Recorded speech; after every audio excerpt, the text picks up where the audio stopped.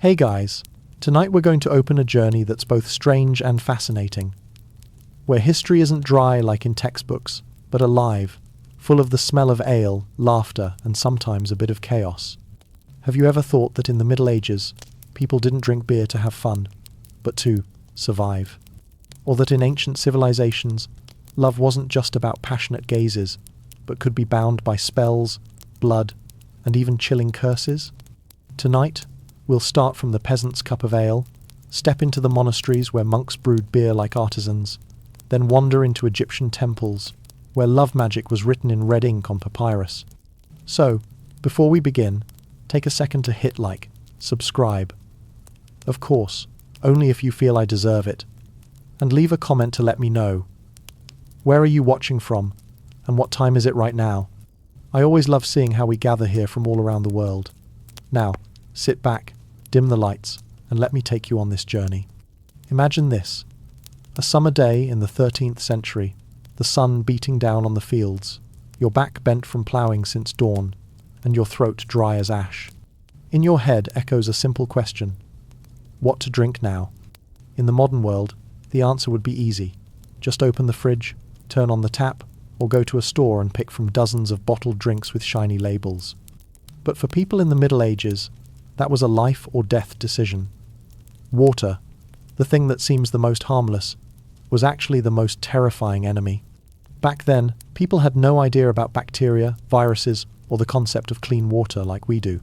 They only knew that if you drank water from a well, a river, or a stream scooped up at hand, sooner or later you'd be clutching your stomach, vomiting, suffering diarrhea, and often heading straight to meet God. Many didn't even finish their prayers before collapsing from what they thought was a refreshing drink. Why? Because rivers and wells in medieval Europe were nothing less than the village's dumping ground. Water was where trash went, where waste was dumped, where dead animals were buried, and sometimes, sorry if you're eating dinner, even human corpses floated by. Pipelines? Forget it. Sanitation rules? Non-existent. Imagine a river that was at once the laundry spot, the bathing spot, the place to wash vegetables, and also a giant public toilet. And so, those brave enough to drink straight from it became living proof, or rather, dead proof, of foolishness. The interesting thing is, even without ever hearing of Louis Pasteur or germ theory, medieval people learned a truth from centuries of painful experience. Water couldn't be trusted. They didn't know the science. They just knew drinking plain water was far riskier than drinking something else. Beer. That's right, beer, or small beer, weak, low-alcohol beer that was safer than water. Think about it. The brewing process accidentally became a perfect water filtration technology. Water was boiled, mixed with grains, naturally fermented.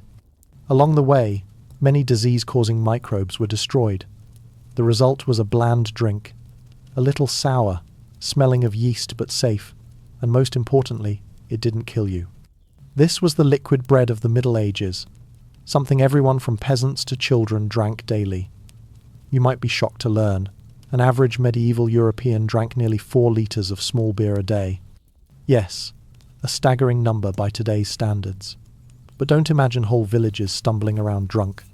In reality, small beer had only about 1–2% alcohol, just enough to be safe. Not enough to knock you off your plough. They drank to live, not to get drunk. And what about children? It may sound odd, but kids drank small beer too. No one thought it was wrong. To them, beer was like our tap water with a yeasty taste. Not pleasant, but guaranteed not to send your child straight to the church for a funeral. Even nuns, priests, and pilgrims drank beer daily. In monasteries, beer was considered food, part of the fasting diet during Lent. But things weren't always smooth. Because even weak beer, if drunk too much or on an empty stomach, could still make you tipsy. And in a society where everyone laboured from dawn to dusk, it wasn't unusual for a few peasants to pass out in the hay barn or wake up missing a shoe. This created a funny paradox. While in modern times we see beer and alcohol as intoxicants, in the Middle Ages they were survival saviours. They drank so they wouldn't die from water. They brewed beer in villages, homes, and monasteries. They traded beer like currency, and sometimes They even quarrelled because the neighbouring village's beer tasted better. Another point, regions that grew grapes drank more wine, but in Northern Europe, where grapes didn't thrive, beer was king. And there, brewing techniques slowly advanced. Monks carefully recorded recipes, added hops for preservation, while peasants just threw every grain into the pot and hoped it didn't turn out too awful. In other words, brewing was both science and gambling. The fear of dirty water even shaped culture and religion. There are stories of saints telling believers, "Drink beer instead of water, so you won't fall ill." Some saints even prayed for God to grant heaven a lake of beer for everyone to drink. Funny, isn't it? But to medieval people it was just common sense. This fear of water made them cautious with every new source. Travellers, soldiers, and merchants on the road had to be careful. One wrong sip could be fatal. That's why, on military campaigns, carrying beer or wine was a must. An army without barrels of beer was basically an army committing mass suicide, and so, from an invisible enemy, water turned medieval Europe into citizens of beer. And thus, instead of being remembered only for cathedrals and knights, they could also proudly claim to be a civilization that drank beer instead of water. Perhaps that's why many European beers today still carry monastery names, as a historic mark. So next time you crack open a beer, remember, you're not just drinking a beverage. You're sipping from thousands of years of fear, from the memories of peasants, monks, and pilgrims who chose fermentation over water to survive. And in every drop of beer, there's the taste of helplessness before nature, but also the wisdom they never called by the name science. If there's one thing that defined daily life in the Middle Ages, it wasn't the sword, it wasn't the cross, but a cup of small beer, bland, low-alcohol beer that became so vital it was almost like blood flowing through society's veins. Modern people link beer with fun, with parties, with loud soccer matches. But for a 13th century peasant, small beer was simply what kept them alive, the way we drink water today. Some even saw it as a shortcut meal, water, calories, and a hint of yeast to dull the grind of life. Step into a peasant's small thatched house. On the rickety wooden table, you wouldn't see a crystal-clear glass of water like in period dramas, but rough clay jugs filled with cloudy brown liquid, thicker than thin porridge. That was small beer. Made from barley, oats, or whatever grains the mice hadn't eaten, the grain was roughly crushed, boiled in water, then left to ferment lightly with wild yeast from the air. No fancy recipes, no modern tools, just word-of-mouth know-how and prayers. The result was a drink with only about 1–2% alcohol. Too weak to get you drunk, but strong enough to kill the microbes in water. Medieval people called small beer liquid bread. And really, they weren't exaggerating. That cup contained basic nutrition, carbohydrates from grain, a bit of protein, some vitamin B, and most importantly, calories. When food was scarce, when meals were mouldy bread or thin vegetable soup, a cup of beer could stave off hunger. Children drank it, women drank it, men drank it. Sometimes the whole family shared from one big cask. An interesting detail is that small beer came in versions. The first batch of beer was usually strong, save for the hardy or for festivals. After that, people added water back to the spent grain and boiled it again, creating a weaker brew. By the third or fourth time, it became thin, small beer. This way, one family could reuse grain many times, squeezing out every drop during lean harvests. It sounds thrifty, but also desperate, like brewing coffee 5 times, with nothing left but brownish water, yet still drinking it because there was no other choice. Bland as it was, small beer had a huge social role. It was what everyone drank at breakfast, lunch, and dinner. No rowdy toasts, just a daily act like opening a water bottle. Kids carried flasks of weak beer to school. Farmers took jugs to the fields. Blacksmiths sipped before grabbing the hammer. And monks at prayer sometimes had a little cup by their side. It was so ordinary that no one even thought of it as alcohol. But don't think small beer was all dull. Sometimes it created surprising moments. Picture a winter night, the whole village gathered around the fire, passing around jugs of weak beer. No one was stumbling drunk, but the light buzz was enough to liven up stories. Elders told folk tales, young people laughed loud, Children yawned. The warmth came not only from the fire, but from that liquid bread flowing through everyone's throats. Another point, small beer also had a class divide. For the poor, it was survival. For the wealthy, it was lowly. Nobles preferred imported wine, spiced and sweetened with honey. But it was small beer that kept the masses alive. Without it, millions of peasants might not have survived famines, plagues, or crushing taxes. And from small beer came many funny tales. Some villages, when harvests failed, lived almost entirely on weak beer for weeks. Chubby children weren't plump from milk, but from mother's beer. Some joked that in the Middle Ages, a toddler's first gift wasn't milk, but a little wooden mug for beer. It sounds absurd, but in those times, beer really was safer and more nourishing than water. Culturally, small beer carried spiritual meaning. It symbolized resilience, human adaptability.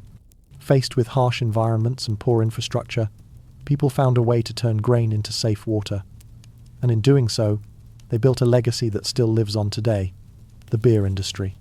Today, when you sip a cold lager in a bar, you probably don't think about a medieval peasant lugging small beer to the fields. But remember, from that poor man's beer, brewing was refined, recipes recorded, and it eventually became an art. Without small beer, there might be no modern breweries, no IPAs, stouts, or craft beers you post on Instagram. The irony is, what medieval people saw as life-saving, many today laugh at. Why drink such weak beer? Yet if you lived back then, you'd see small beer wasn't just a drink, but a shield of survival. It protected you from contaminated water, gave you calories to work, and bound families and villages together. Looking back, small beer mirrors medieval life itself. Simple, harsh, but inventive. It lacked the glamour of noble feasts, the romance of wine. But it nourished the world. A liquid bread that Europe leaned on for centuries. So, next time you find a beer too weak, remember, sometimes it's that very blandness that kept humanity alive. And maybe, in modern life, we too need a little small beer. Something simple, humble, but enough to keep us going. If small beer was the drink of peasants, then the finest beer of the Middle Ages was born in the place that seemed the most solemn and austere. The monastery. That's right. Behind cold stone walls, where chants echoed daily and incense filled the air, monks quietly became Europe's first master brewers. And they were so serious that, if alive today, they'd surely run a YouTube channel called Monks Craft Beer, with millions of subscribers. You might ask, why monks? The answer is simple.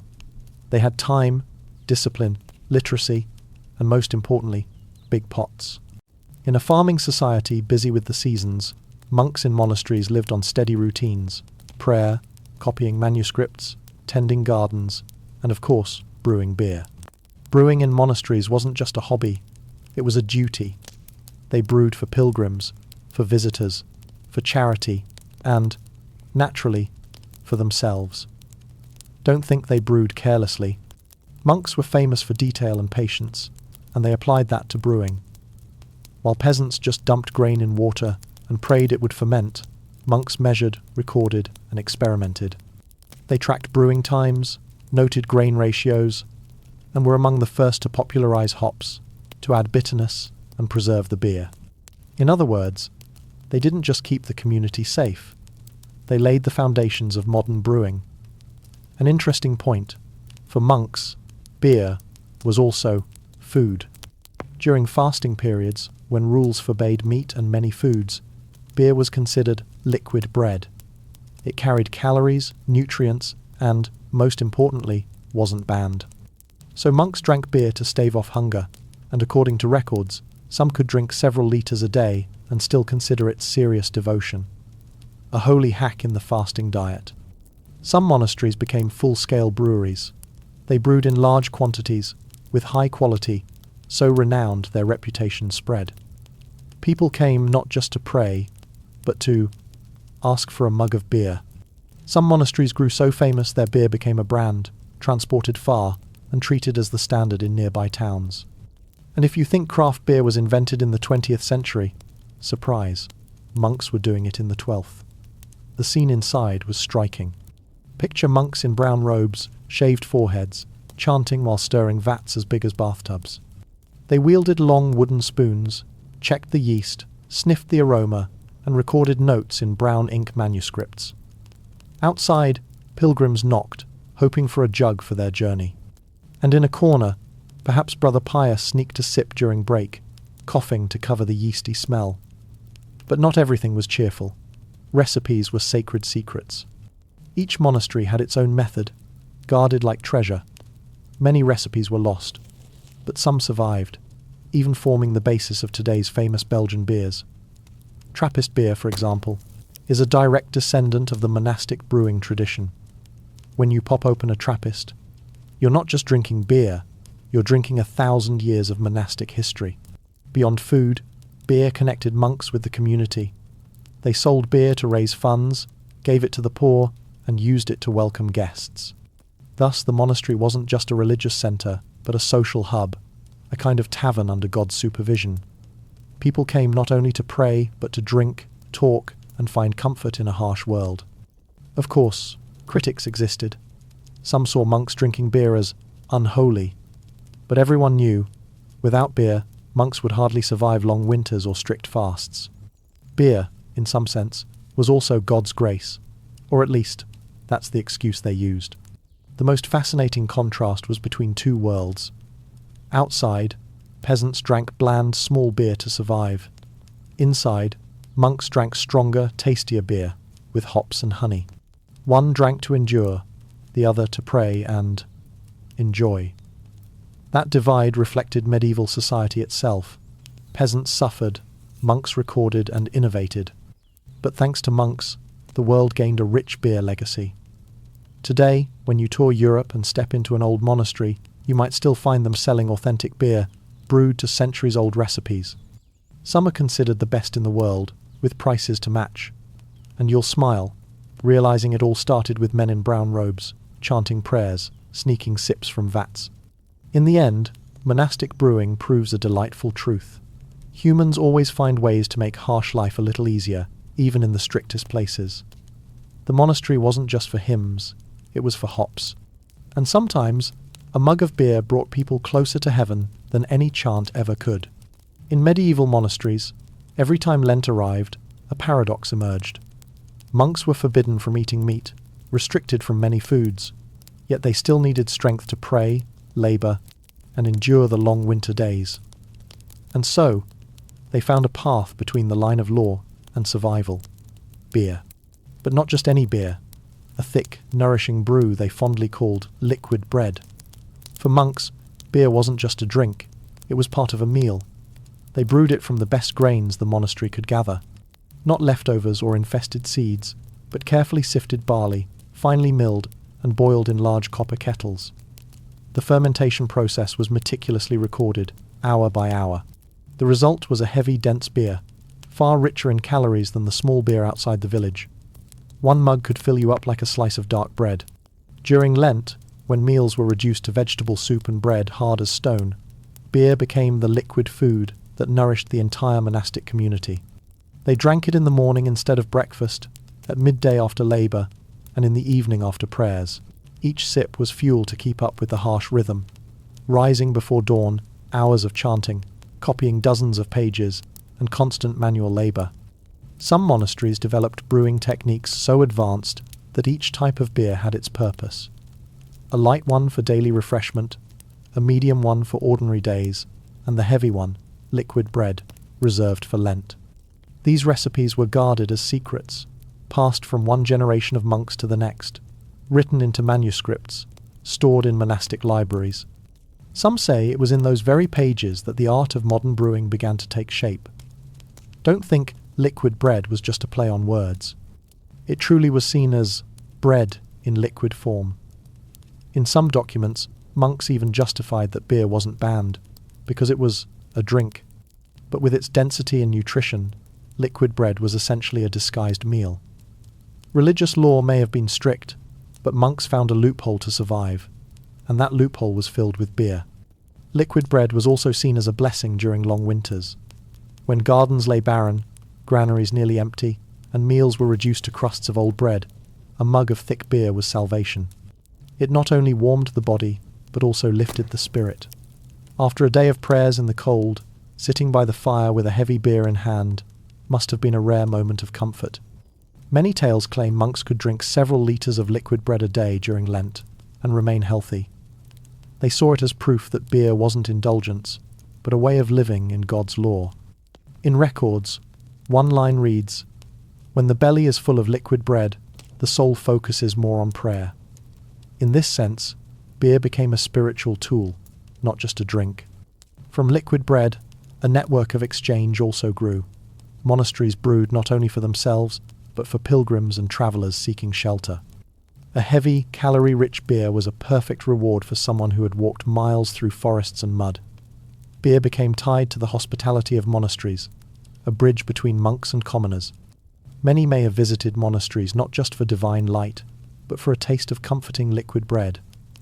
Over time, monastic liquid bread became the standard for comparison. People knew monks' beer was richer, more nourishing, and more flavourful than the bland small beer in villages.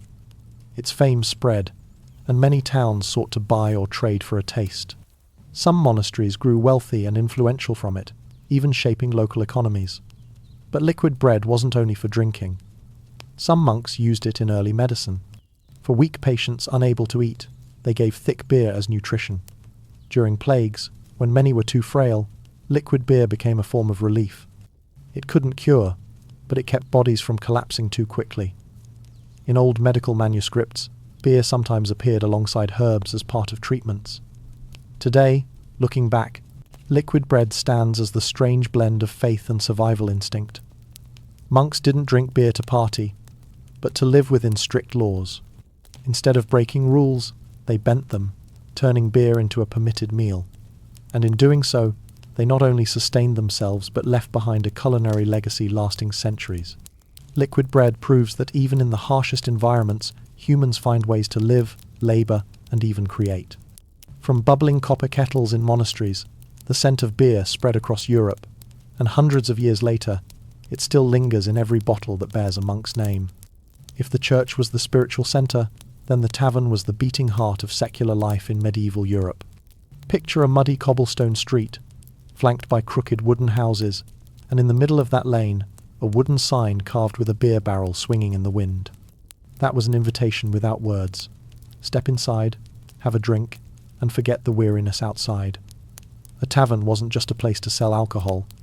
It was where news spread, where villagers discussed work, where merchants showed off goods, where mercenaries found comrades, and where peasants found a little joy after a long day in the fields. In a society where books and newspapers were rare, where most were illiterate, the tavern became the community's bulletin board. Any news, from the price of wheat, war rumours, to a chicken theft in the next village, would echo from a smoky corner filled with the smell of ale. Inside was cramped, wooden ceilings blackened by smoke, flickering light from candles and the hearth. No fancy furniture, just a few long planks, rough benches, sometimes with broken legs. The smell of old beer soaked into the wood, mixed with sweat, mud, and simple food like dark bread, hard cheese, or thin stew. The menu didn't matter. What people wanted was drink and a place to laugh, curse, and sing. The crowd was so diverse it's hard to imagine. A farmer after harvest, coins in hand, drinking till content. A bearded merchant, purse full, slamming his cup while boasting about selling silk from the east. A young knight in the corner, cloak frayed, hand on his sword hilt, ear tuned for talk of contracts or campaigns. And of course, wandering minstrels, lutes on their backs, waiting to perform in exchange for a few mugs of beer. But taverns weren't just laughter. They could be rowdy, sometimes dangerous. A joking insult could spark a brawl. A wrong look could draw blood. Innkeepers had to pour drinks while keeping peace, sometimes wielding clubs to drag drunks into the street. Some towns even passed laws. Fight in a tavern, and you'd be tied to a post in the marketplace for ridicule. Yet that never stopped red-faced drinkers, for to them, a fight was part of the fun. One special thing about taverns was their temporary equality. Inside, class lines blurred. A peasant could sit at the same table as a merchant. A craftsman could argue with a scholar. A as long as each had a drink. Money might decide whether you had strong ale or watered beer, but at least in that moment of drunkenness, everyone shared the same air. Women were there too. Some were innkeepers or servers, alewives famous for their brewing skills. Some sang and danced for tips. Others simply came to drink and laugh like men.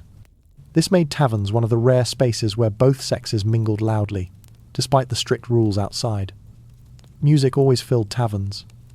The sound of lutes, wooden flutes, sometimes just clapping along. Lyrics weren't poetic. A mocking tune about a landlord, a love song about an affair, or a melody to forget hunger. Everyone sang, voices layered with laughter, mixed with the clatter of wooden mugs. Some taverns even became hubs of conspiracy. Rebels plotted in dark corners, merchants struck deals, mercenaries signed contracts. There, beneath ale and noise, plans were made that could change the fate of a whole region.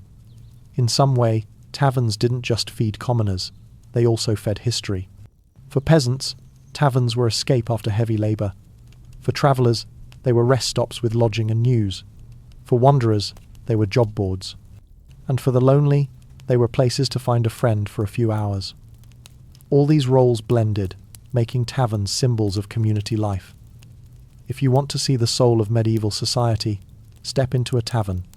You'd find suffering and joy, poverty and indulgence, faith and rebellion all gathered under smoke-stained beams. There, people weren't peasants, knights, or merchants. They were just folks needing a drink and a place to tell stories. And in that space, you could feel the laughter, the curses, the songs that once set the rhythm of an age. Step out of the tavern, and you'll see a bigger picture.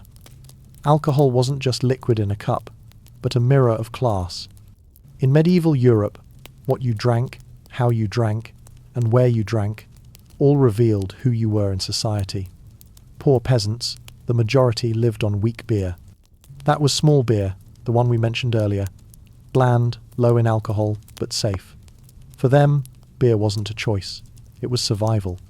Children drank with their parents, women drank while cooking, men drank before heading to the fields. Each day, a household could finish several small barrels. That beer wasn't delicious or rich, but it kept them from stomach pains caused by dirty water. In this class, alcohol wasn't pleasure, it was an antidote. In contrast, the nobility saw alcohol as a symbol of power. They didn't touch peasants' small beer, but turned to wine, especially imported from the Mediterranean. In castles, long banquet tables draped in white cloth always held gleaming jugs of red wine, sometimes spiced with costly cinnamon, cloves, or honey. For them, every sip wasn't just flavour, it was a declaration. I am rich, I am powerful, I am different. That's also why many noble feasts ended in drunken chaos, knights tossing chicken bones to the floor, roaring with laughter, then collapsing onto the table. Monks, a special class, had their own way of drinking. In monasteries, beer was brewed in many types, from light to heavy. For them, beer wasn't just a drink, but part of spiritual life. During Lent, heavy beer, liquid bread, became a food substitute. They could drink litres without guilt, since in their eyes, beer was water, not food. In other words, they found a way to balance austerity with survival. And from that, monks became master brewers, leaving a legacy lasting centuries. Merchants and craftsmen, the new middle class, were more flexible. They might drink weak beer on ordinary days, but when closing a big deal, they'd gladly order imported wine to boast among friends. Taverns were where they mixed with commoners, but on special occasions, they mimicked nobles by calling for wine and rare spices. For them, drinking style was a sign of ambition, drinking to prove they were rising. It wasn't just the type of alcohol, but the way it was consumed. Peasants usually drank from a shared wooden cask. Each scooped with a ladle, passing it hand to hand. Few had their own cups. It was frugal, communal, but risky for spreading disease. Nobles, on the other hand, drank from silver or gold goblets, finely carved, sometimes studded with jewels. Cups weren't just for drinking, but for showing off. When they raised a glass, they were raising their status. Even laws drew lines.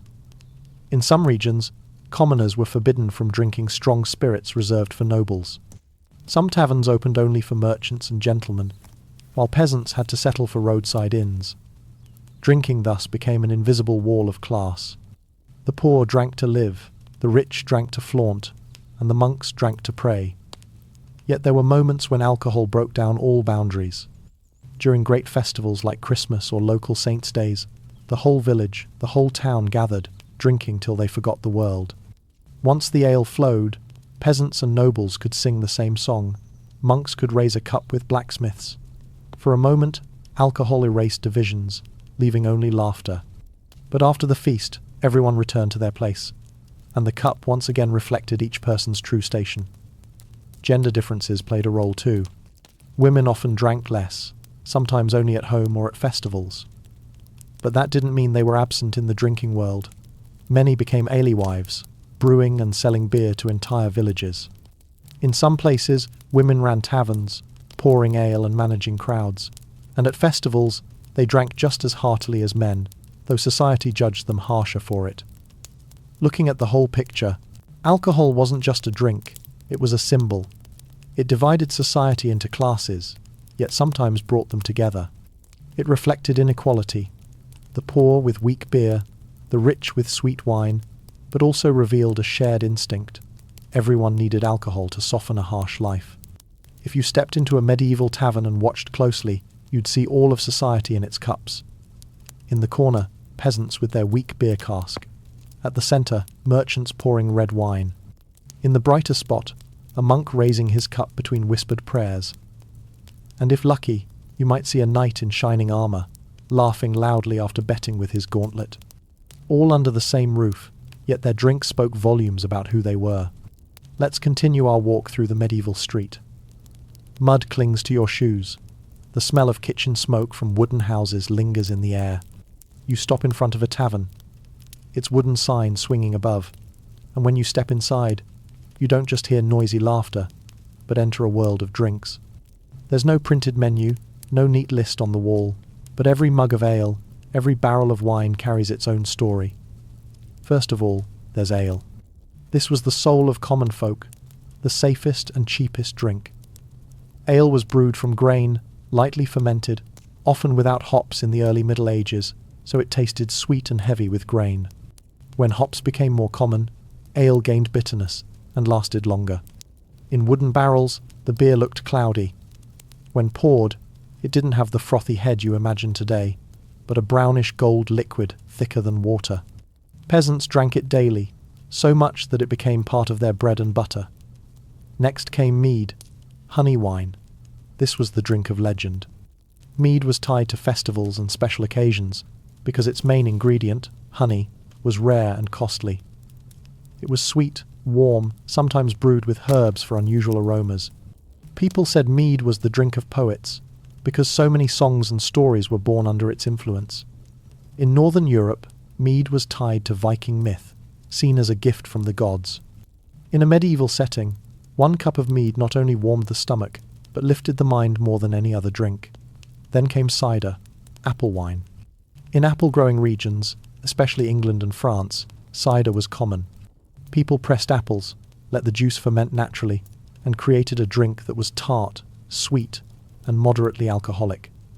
Cider felt fresh, different from grain-heavy beer. Some villages even brewed communal cider barrels for harvest celebrations. In taverns, a jug of cider poured among laughter softened the harshness of ale, bringing a taste of autumn to winter nights. Perry, pear wine, also had its place. Less common than cider, but in pear-growing areas, it was familiar. Perry was light, slightly tart, fragrant, often seen as a drink for women or for those who couldn't handle heavy beer. At small gatherings, perry was poured as a change of pace, like sipping tea after too much coffee, and of course, wine. This was the symbol of nobles and the church. Wine came mainly from the Mediterranean, where grapes thrived. It was expensive, luxurious, and thus a mark of wealth. Nobles drank red, sweet wine spiced with cinnamon, ginger, or honey. Monks used wine in Mass as the blood of Christ. Wine carried both religious and social meaning. In common taverns, wine was rare. unless a wealthy merchant brought some. But in castles, no feast was complete without shining jugs of wine. Beyond these staples, there were strange concoctions. Some regions added herbs to beer, making it spicy, bitter, and medicinal. Some brewed posset, a mix of milk, wine, honey, even eggs, treated as a nourishing drink. Healers mixed alcohol with herbs for cures, creating all sorts of bizarre medieval cocktails. The drunk didn't care, as long as it had a kick. Spirits also emerged. By the late Middle Ages, distilling spread, producing much stronger alcohol than beer or wine. At first, distilled liquor was seen as medicine, aqua vitae, water of life. But soon, people discovered it had recreational uses. Though not yet common, spirits signaled a turning point in Europe's drinking history. What made medieval drinks vibrant wasn't just variety, but the context. Each beer, wine, or fermented liquid carried ties to class, land, and mindset. Ale fed peasants, mead tied to festivals and myth. Cider and perry were autumn's gifts. Wine stood for power and faith, and spirits opened a new era. On a noisy tavern night, if you looked closely, you'd see the whole picture. In one corner, peasants lifting mugs of weak ale. At another table, a generous merchant pouring mead for friends. In a brighter spot, a gentleman ordering spiced red wine to flaunt his wealth, and near the door, a healer slipping someone a thick posset, promising it cured all ills. All blended together, creating a chaotic but colourful symphony, where every drink told a story. Let's follow along out of the tavern, down the narrow cobblestone street, where the flickering glow of torches lights the way. Laughter, drums, and the faint smell of roasting meat pull us toward the village square. Tonight isn't an ordinary night. Tonight is a festival, the moment when the entire medieval community forgets ploughing, taxes, and wars and gives itself over to drink and music. The square is packed with people. Children run about clutching hot pastries. Women in long dresses gather around steaming cauldrons, and men have already begun raising mugs, singing boisterous drinking songs. At the centre, a long table groans with food. Loaves of bread the size of an arm, roasted pork with charred edges, hard cheese, and wooden beer barrels being tapped with a hollow thump to pour for the whole village. There are no fancy menus, but for medieval folk, this was the richest feast of the year. You step closer, seeing wooden cups passed hand to hand, beer flowing endlessly.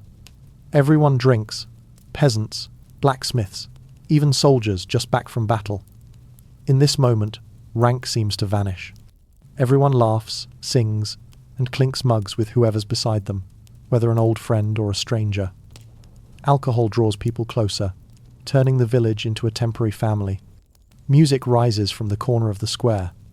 A band of players with lutes, hand drums, and wooden flutes perform lively folk tunes.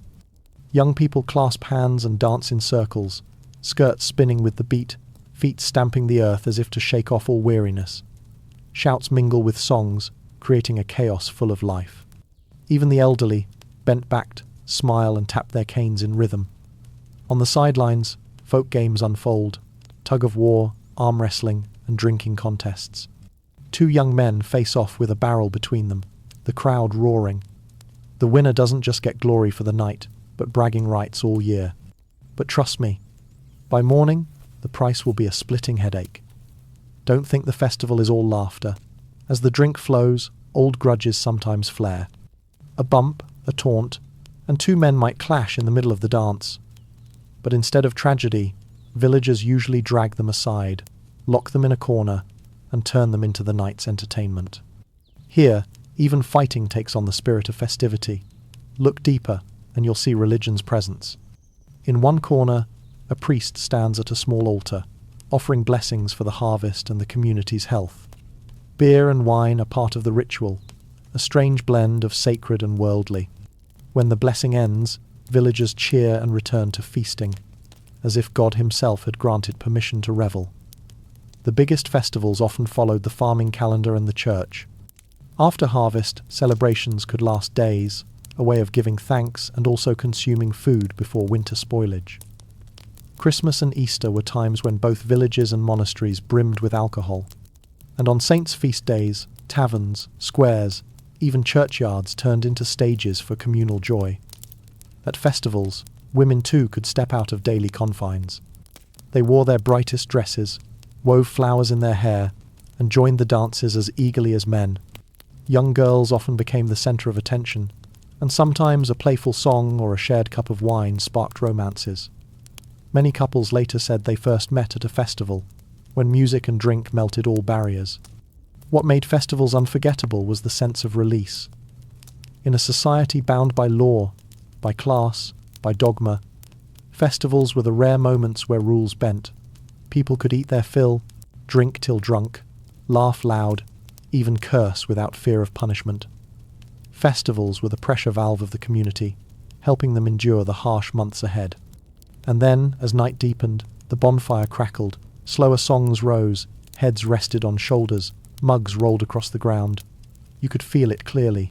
This wasn't just a party. This was the invisible thread binding people together. Beer, wine, music, and festivity turned a village into one big family, at least for one night. If you were a wandering traveller, you'd be invited to eat, to drink, as if you belonged. And when you left the next morning, head pounding, belly full, you'd still carry the memory of laughter, song, and the warmth of community.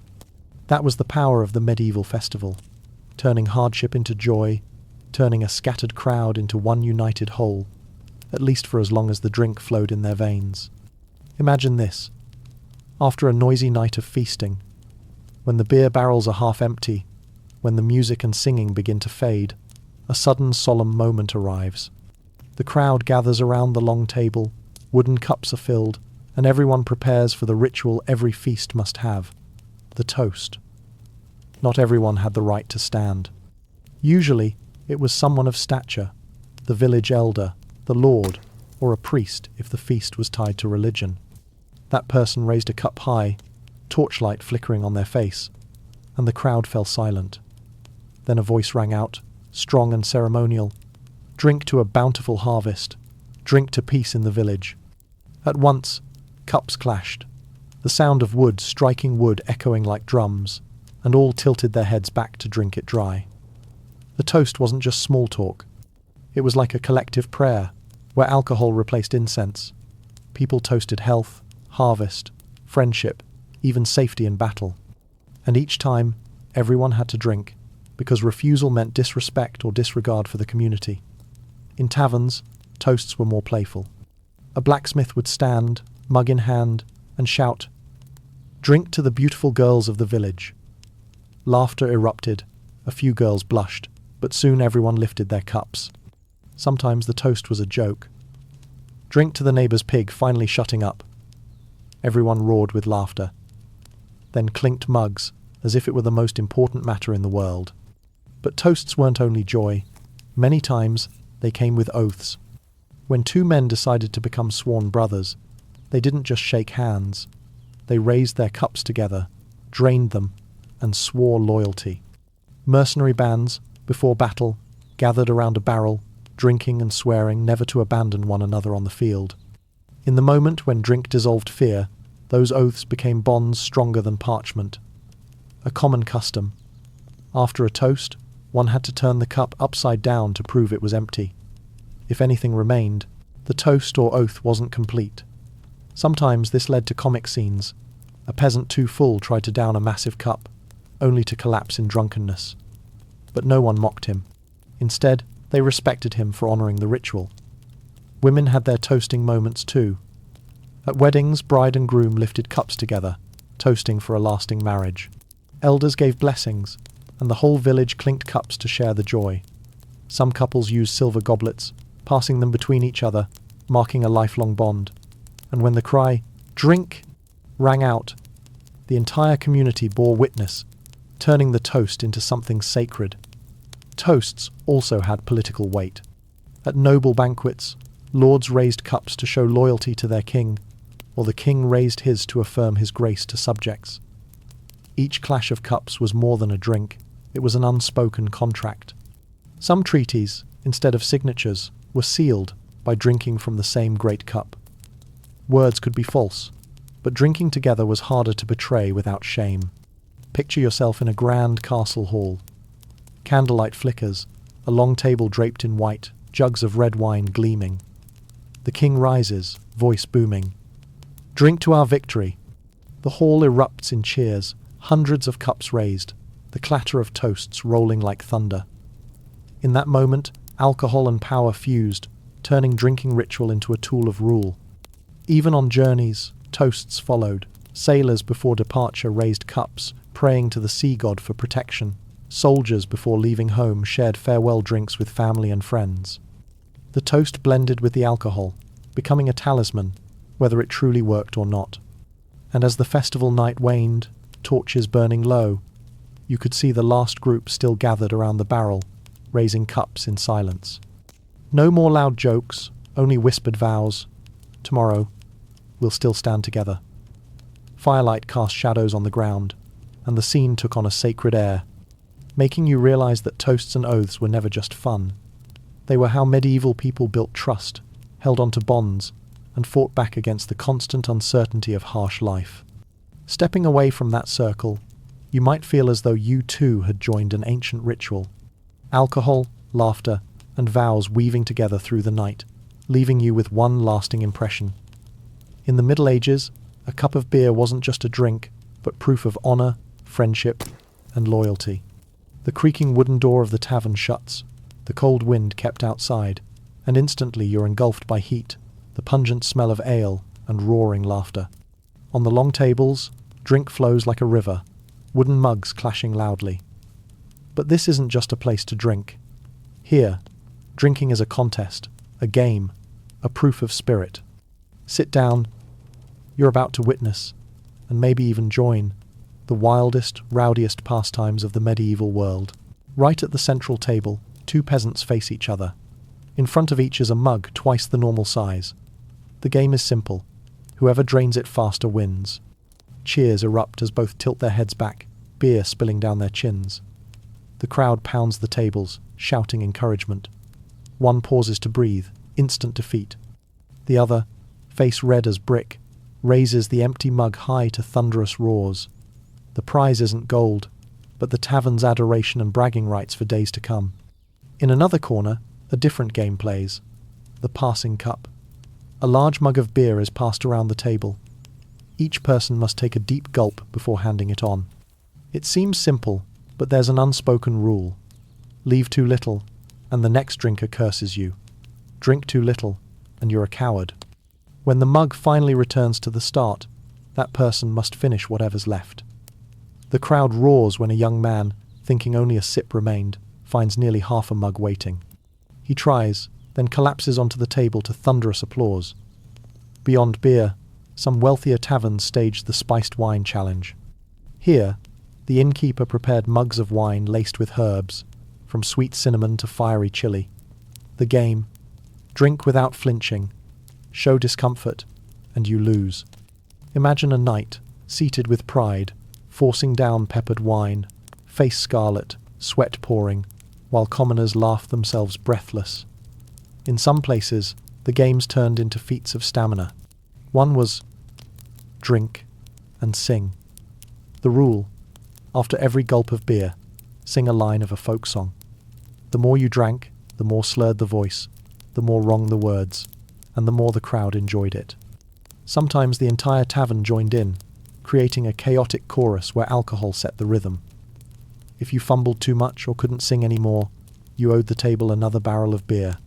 In darker corners, there was the cup of loyalty. A massive mug, so heavy it took two hands, was filled to the brim. The first drinker lifted it, shouted an oath, then drank.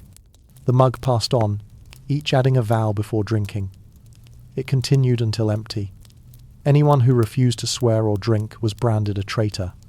In drunken haze, oaths could be serious, or half-joking, promising never to abandon a friend in gambling, swearing never to steal the neighbor's chickens again. Laughter rang out, but everyone knew. In drunkenness, some promises stuck longer than ink on parchment. One of the wildest games was Last Man Standing. The rule was simple. Everyone at the table drinks, non-stop, until only one remains upright. One by one, the rest sprawled across the benches, snoring, as the crowd cheered the final mug holder. The prize was nothing but a brutal hangover the next day. But for that night, he was king of the tavern. Imagine yourself in the corner, mug in hand, watching it all. Shouts, laughter, songs overlapping, beer spilling on the floor, smoke rising from the hearth, all blending into a living symphony of the Middle Ages. You feel less like an outsider and more swept into the collective storm. Someone slams a mug before you, shouting, "Drink, stranger, tonight no one sits idle." And you realize, here, drinking games weren't just entertainment. They were how people found joy, challenged one another, bonded, and forgot the harshness outside.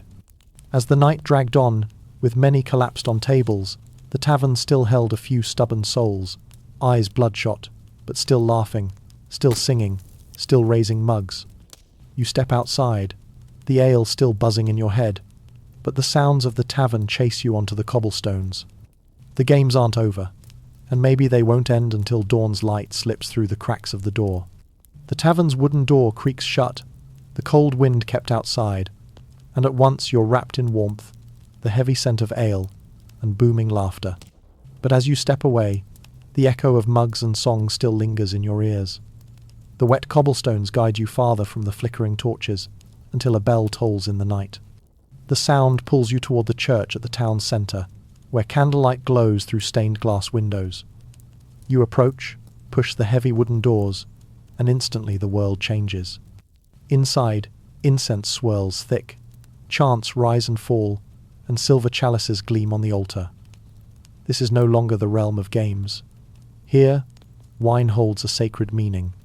In the ritual of Mass, wine is not just drink, but the blood of Christ. The priest lifts the shimmering red chalice high, speaks a prayer, then offers it to the congregation.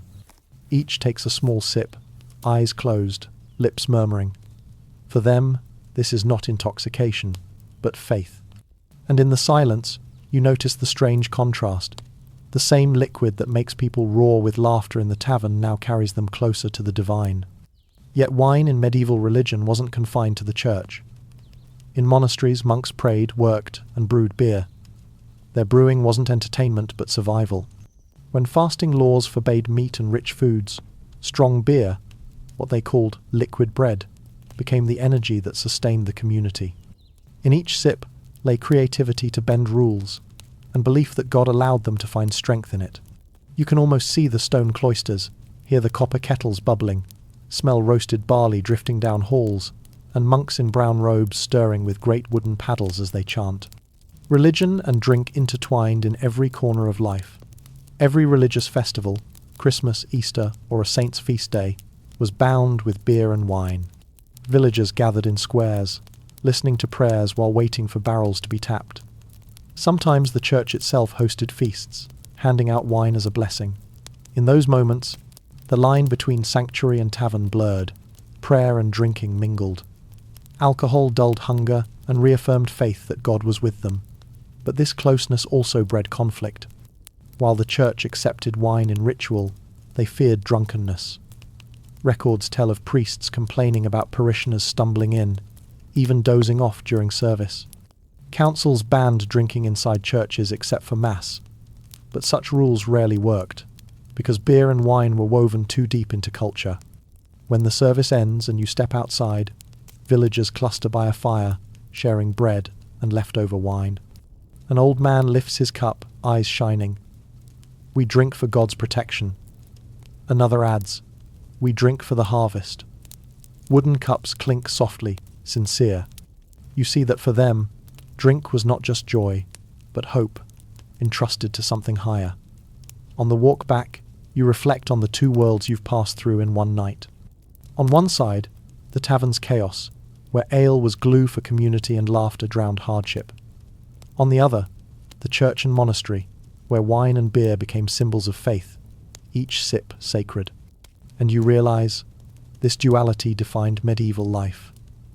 Alcohol could topple bodies but lift souls. It was both common and miraculous, depending on who raised the cup.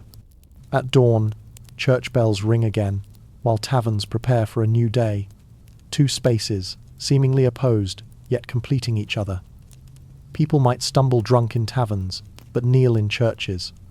They might toast with friends, then lift chalices in ritual, And within all these contradictions, one truth stands clear. Alcohol was the lifeblood running through both the spiritual and earthly veins of medieval Europe. The church's wooden door closes behind you, and you step out into the wide square where the morning sun spills down. The bells still echo in the air, but now they mix with another sound, the roar of the crowd. Before you, the religious festival has turned the whole town into a massive feast, and without asking, you know. Here, alcohol is the thread that binds faith and joy. In the middle of the square, long tables are set, covered with bread, cheese, and great barrels of ale. Monks in brown robes walk through the crowd, wooden ladles in hand, pouring cups of beer for the villagers. They offer blessings as they pour, seeing the sharing of drink as an act of charity. People laugh, lift their cups, and drink them dry, as if receiving grace from God. You see tired, worn faces suddenly light up, and in that moment, alcohol becomes a miracle, delivering simple, genuine happiness. Music rises from the corner of the square, hand drums, lutes, and voices in chorus. Children run around, hand in hand, dancing. Adults join the circle dance, skirts spinning in the Sunday. The festival began as a religious ritual, but once drink flowed into their veins, it turned into a whirlwind of laughter and freedom. You notice how drink is everywhere. On the tables, shining red wine passes from hand to hand. In a corner, peasants gather around a barrel of ale, drinking and singing songs mocking the landlord. Nearby, women offer cups of mead, calling it a gift of prosperity. Even children sip small beer, for no one sees it as a sin on such a holy day. The blend of sacred and profane shows most clearly when the priest steps into the square. He raises a silver chalice, prays again, and drinks. The crowd roars in reply, then all raise their cups together. For a moment, the village becomes one, honouring the divine while revelling in drink.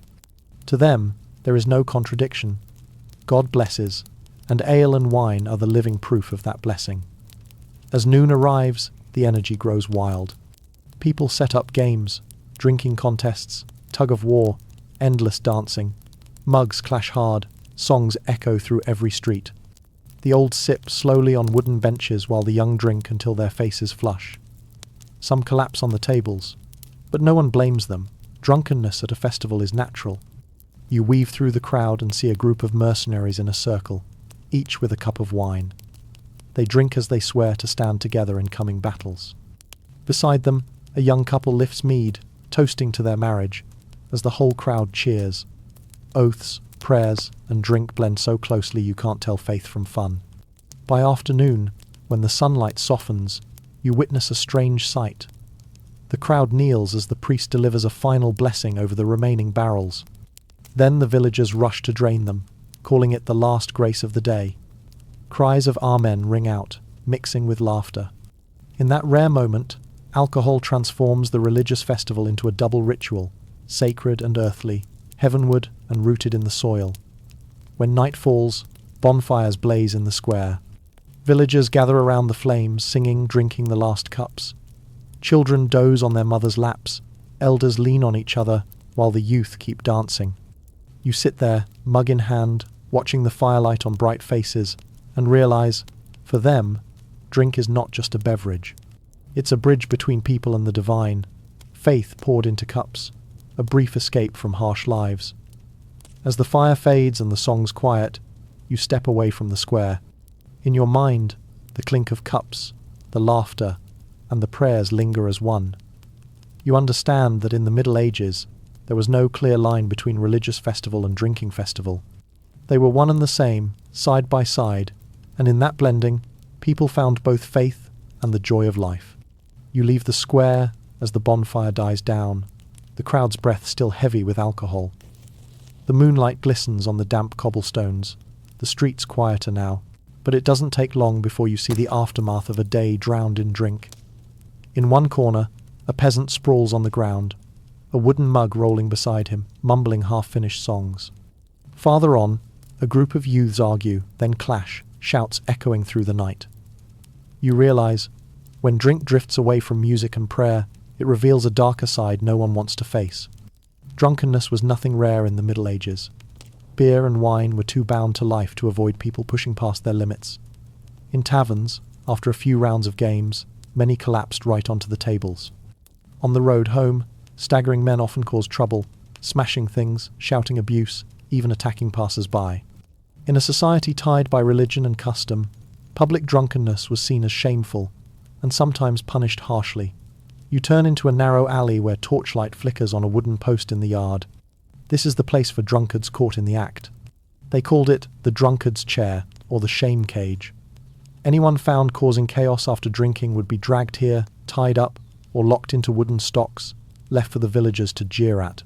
The punishment wasn't much pain, but it was deep humiliation. Imagine waking with your head pounding, finding the whole village staring, children throwing dirt, women pointing and laughing. That was the real punishment. Some places were harsher. In England, drunkards were fined, enough to wipe out a week's wages. Without money, they could be locked overnight in a damp cell, rats scurrying by.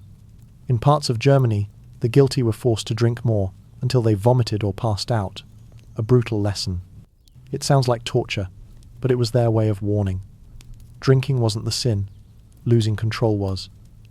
Passing another alley, you see two young men being dragged by guards. They'd brawled in a tavern, overturning tables and injuring someone. Their punishment, kneel outside the tavern all night, empty mugs in hand, for every passerby to scorn. The tavern, once a place of joy, turned instantly into a stage for shame. And it wasn't just men. Women faced even harsher judgment. A woman drunk in a tavern was seen as disgraced, even suspected of immorality. Records tell of villages forcing drunk women to wear crowns made of straw, paraded through the streets. The image was humiliation, a warning. Drunkenness wasn't just loss of control, it stained the family's honor.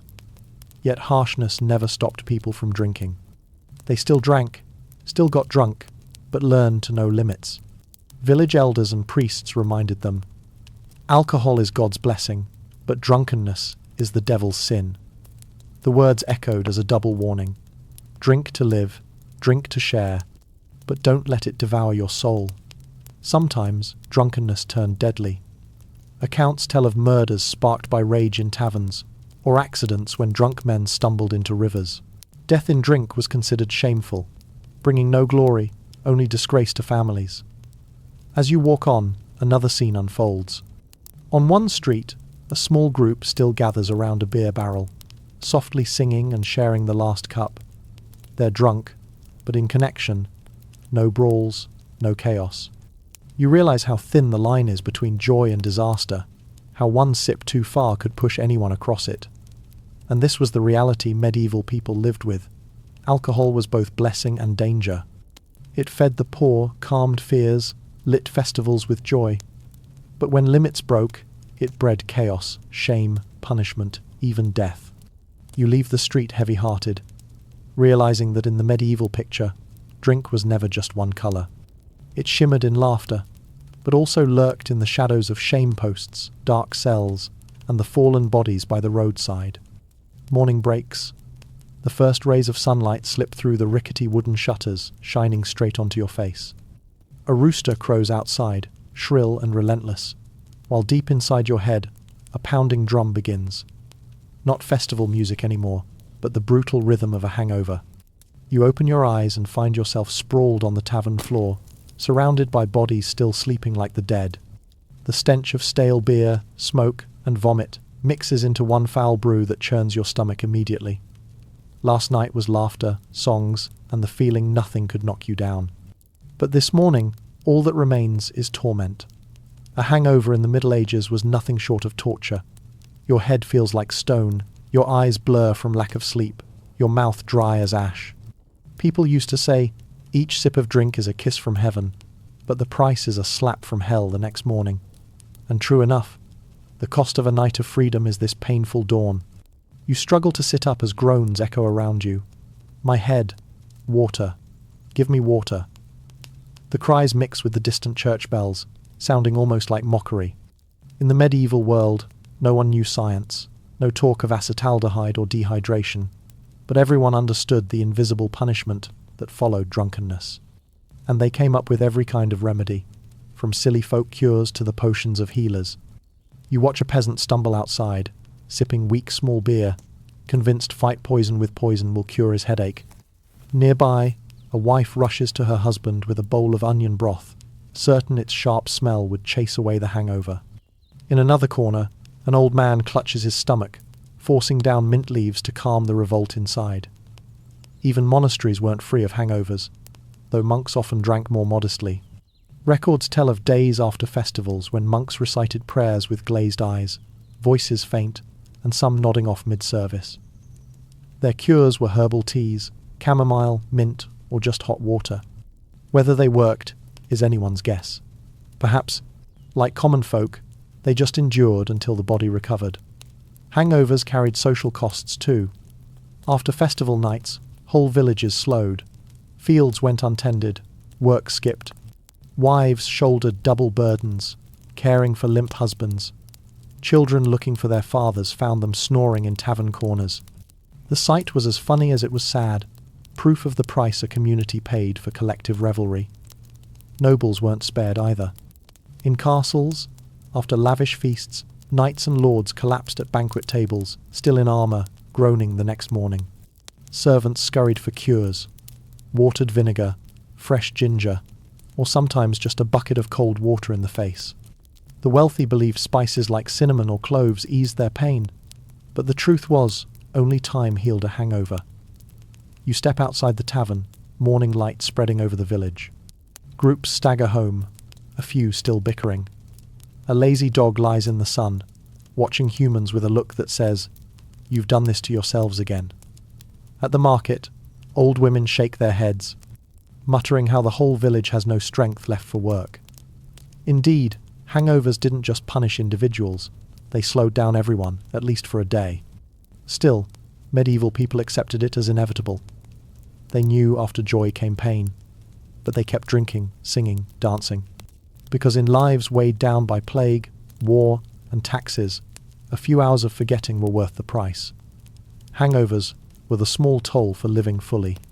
You sit by the village well, splash cool water on your face. The trickle eases your pounding head, though thirst still burns.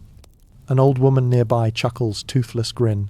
Too much fun last night, and now you pay the price, eh? She hands you a crust of bread, telling you chewing it will settle your stomach. You try it.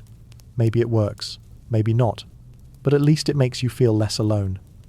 And as you sit, watching the village slowly stir back to life, you understand a hangover wasn't just alcohol's aftermath. It was the shadow of joy, the reminder that happiness always carried a cost. But that cost made the memories shine brighter. No one recounted the headaches, but everyone remembered the laughter, the songs, the glowing night. As the sun rises higher, the blacksmith's hammer rings again, ploughs scrape fields, and life finds its rhythm. The pain fades, bellies fill with simple meals, and everyone waits for the next festival. Because in the Middle Ages, that cycle, drink, drunkenness, punishment, hangover, was inseparable from life itself. You rise, breathe deep, and know the journey with alcohol isn't over. It's only resting until the next toast. When the headache from yesterday had barely faded, you were pulled into another tavern. The heavy wooden door creaked open, the stench of alcohol hit your face, and the roar inside made you forget the lingering hangover at once. Life here played out in all its rawness. Wooden mugs clashed, songs boomed, and in the thick haze of smoke and sweat, you could sense something simmering. Not joy, but tension about to erupt. It didn't take long. A shout rang from the corner, then a mug smashed on the floor. Two men faced each other, eyes bloodshot, breath reeking of ale. One was a brawny blacksmith, shirt stained with soot, hands calloused. The other, a scarred mercenary with a sword leaning by his table. What started as a joke about a rigged card game fueled by drink ignited into fire. And then, chaos. The tavern exploded. Chairs toppled, tables shook as the two men lunged. Punches flew, heads slammed, and the crowd howled with delight. No one stopped them. In the medieval mind, tavern brawls weren't always sins but a kind of entertainment. Some even cheered and placed bets, turning the room into a miniature arena. You were shoved back against the wall, eyes fixed on the scene. The blacksmith swung a heavy fist, the mercenary blocked with his forearm, and rammed his head straight into his rival's face. Blood sprayed, the crowd roared louder. Another table overturned as drunken bystanders jumped in, swelling the fight into a full-blown melee. Now no one knew friend from foe. One wrong bump, one glare, and you were in it. The innkeeper, a burly woman with hair tied back, bellowed, "Stop it, you fools!" But no one listened. She grabbed a wooden club, charging in to smash at bodies, trying to pry fighters apart. Others hurried to drag beer barrels aside, protecting the tavern's most precious treasure.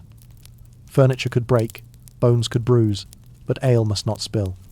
In the chaos, you realized, a tavern fight wasn't just drunken impulse. It revealed deeper tensions in medieval life. Peasants resented mercenaries who extorted them. Soldiers despised merchants who mocked them. Craftsmen envied young nobles who squandered coin. Alcohol stripped away the mask of civility, exposing grudges. And when drink met conflict, violence was inevitable. Alarm bells clanged outside. Guards stormed in, pushing through the crowd. They didn't care who started it. They bound anyone still grappling on the floor. Those caught would face the pillory or fines in the square. Yet even knowing this, no one held back. To medieval minds, a tavern brawl might leave scars, but it also brought release, a raw satisfaction in a stifling life. You saw one man knocked flat, blood pouring from his nose but grinning wide. As they dragged him out, he still shouted, "Next time, I'll win." Madness, yet magnetic. Proof the tavern wasn't just a drinking hall but a vent for pent-up rage. At last, after the guards hauled off the worst offenders, the tavern settled.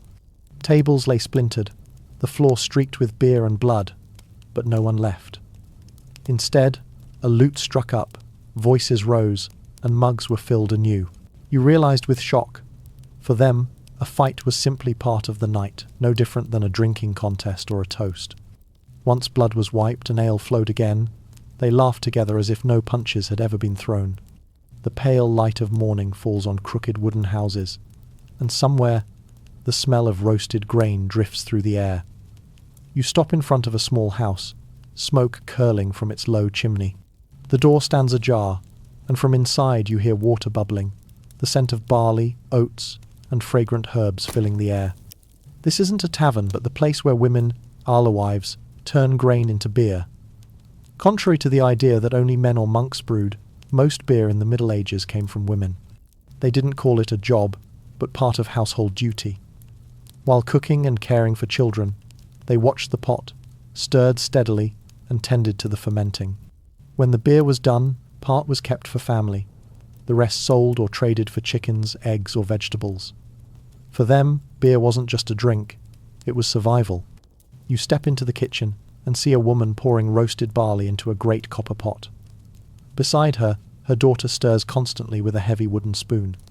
The steam clings to their hair, sweat beads on their brows, but their eyes gleam with focus. On the table, small bundles of herbs wait, each a family recipe. One house might add dill, another mugwort for bitterness, and some secretly mix in herbs that made the beer far stronger than normal. Alives often hung a sign so people knew when beer was ready, a long pole with a bundle of straw or fresh greenery tied at the top. Passers-by only had to spot it swaying to know there was ale for sale. The sight became so common it grew into a symbol of women brewers. You can imagine a street lined with straw bundles swaying, the scent of yeast drifting, as if the whole village breathed beer. But being an alewife wasn't all pride. It carried risk. If the beer was good, the whole village praised her, and customers lined up. But if a batch spoiled, too sour, too bitter, or made drinkers sick, she was accused of cheating. Village courts fined alewives for watering beer or charging too much. And in a strict society, women always faced harsher judgment. You hear whispers of stranger accusations. She brews with magic. She casts spells on her ale to lure men. Over time, alewives became linked with the image of witches. The pointed hat, the broom by the door, the cauldron bubbling, all tools of brewing, slipped into folklore as witchcraft symbols. You shiver, realizing that from their kitchens, They weren't just brewing beer, but unknowingly shaping a cultural myth that haunted centuries. Yet despite the risks, women endured. Brewing brought vital income. In many villages, alewives kept families afloat through winter. Husbands ploughed the fields, wives brewed the beer, and together the household survived. Their ale became woven into daily life, meals, festivals, weddings, even funerals. You sit on a wooden stool and lift a cup of fresh ale. It's sweet, cloudy, imperfect, but warm. The woman watches you, pride flickering in her smile. Behind that taste lies sweat, skill, and the labour of countless nameless women. And you realise, without them, beer could never have sustained millions in the Middle Ages. The cobblestone street carries you back to the town centre, where loud laughter and the clinking of mugs spill out from a tavern. Pushing open the heavy wooden door, you step once more into the familiar world. Thick smoke, the sharp scent of beer, flickering candlelight. But this time, your eyes catch a detail rarely told in stories of medieval taverns. Women are everywhere, in roles both complex and contradictory. Right at the counter, a middle-aged woman is pouring ale. Her hair is tied back, her hands moving swiftly as she fills wooden mugs for the customers. She could well be an alewife, stepping out from the kitchen to open a tavern and turn it into a real business. Her voice is loud and firm as she counts coins and scolds rowdy young men.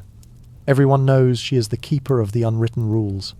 Anyone causing trouble will be dragged out by the ear. In a world dominated by men, the sight of a woman running a tavern is both unusual and a sign of hidden strength. You walk further in and see a group of young women carrying out bowls of thin soup, dark bread, and freshly roasted meat. They're the servers, often the wives or daughters of the owner, sometimes hired hands. Their work is far from easy. They must be quick, but also clever in dealing with drunken customers and crude remarks. The giggles, the winks, the clumsy flirtations never stop. And for many of them, the line between serving food, sharing drinks, and becoming an object of desire is dangerously thin. In the corner, you spot another group of women, not servers, but patrons. They sit together, small mugs in hand, drinking and talking. For them, the tavern isn't just for men. It's a place to gather, share news, or simply enjoy themselves. These women are often judged harshly, since drinking in a tavern was seen as improper. But their bright eyes and lively voices make it clear, the tavern is as much their space as anyone's, no matter the gossip. Yet for many women, the tavern is survival under hard conditions. Some sing with a lute, trading songs for ale or a few coins. Their voices rise above the noise, cheerful or mocking, making the whole room roar with laughter. Others dance, skirts spinning in the firelight, stamping feet in rhythm with the drum. They bring not only entertainment, but a sense of thrill, making the tavern pulse with energy. Still, women's presence in taverns is shadowed by darker truths. Some are forced into prostitution, serving both ale and flesh, in a world that leaves them few choices. The tavern gives them a chance to live, but also puts them at constant risk. One wrong look, one wrong word, and they could face violence. You overhear a whisper at the next table. She was dragged out to the street once, just for refusing a drunk. The tale hangs heavy, a reminder of the tragedies hidden behind the laughter. But to stop at victimhood would be unfair. Women in taverns also wield their own kind of power. Many use wit and quick tongues to protect themselves. A sharp joke, a teasing remark, can turn anger into laughter. Some even become the soul of the tavern, respected not just for beauty but for charm and presence. One song, one clever quip, and the whole rowdy crowd bends to their lead. Looking around, you see the contradiction clearly. Women in taverns were seen as out of place in a male space, yet they were indispensable. They were brewers, servers, singers, dancers, confidantes, and sometimes objects of desire. Every role made them visible, essential, and impossible to erase from the tavern's story. Laughter breaks out at the next table. A young woman stands, raises her mug, and begins to sing. For a few seconds, the tavern falls silent, then erupts as voices join in. Her eyes gleam in the candlelight, her arm raised as if defying the whole world. In that moment, women are no longer exceptions in the tavern. They are its heartbeat, its song, its laughter, it's life. You leave the narrow street where the healer had just used alcohol as medicine and follow the pounding of drums in the distance. As you step beyond the city gates, the scene changes instantly. No more noisy taverns or kitchens filled with the smell of brewing, but open fields where an army is setting up camp. Torn flags flap in the wind, armor glints in the sunlight, and in the middle of all the tense preparations for battle, you once again see the familiar presence of alcohol. In the corner of the camp, a large cask of ale is being tapped. Soldiers crowd around, passing rough wooden cups from hand to hand. They drink not to get drunk, but to drive away fear. On the eve of battle, when death might come at any moment, a sip of ale becomes a talisman. You hear a knight whisper, "One drink for God, one drink for courage."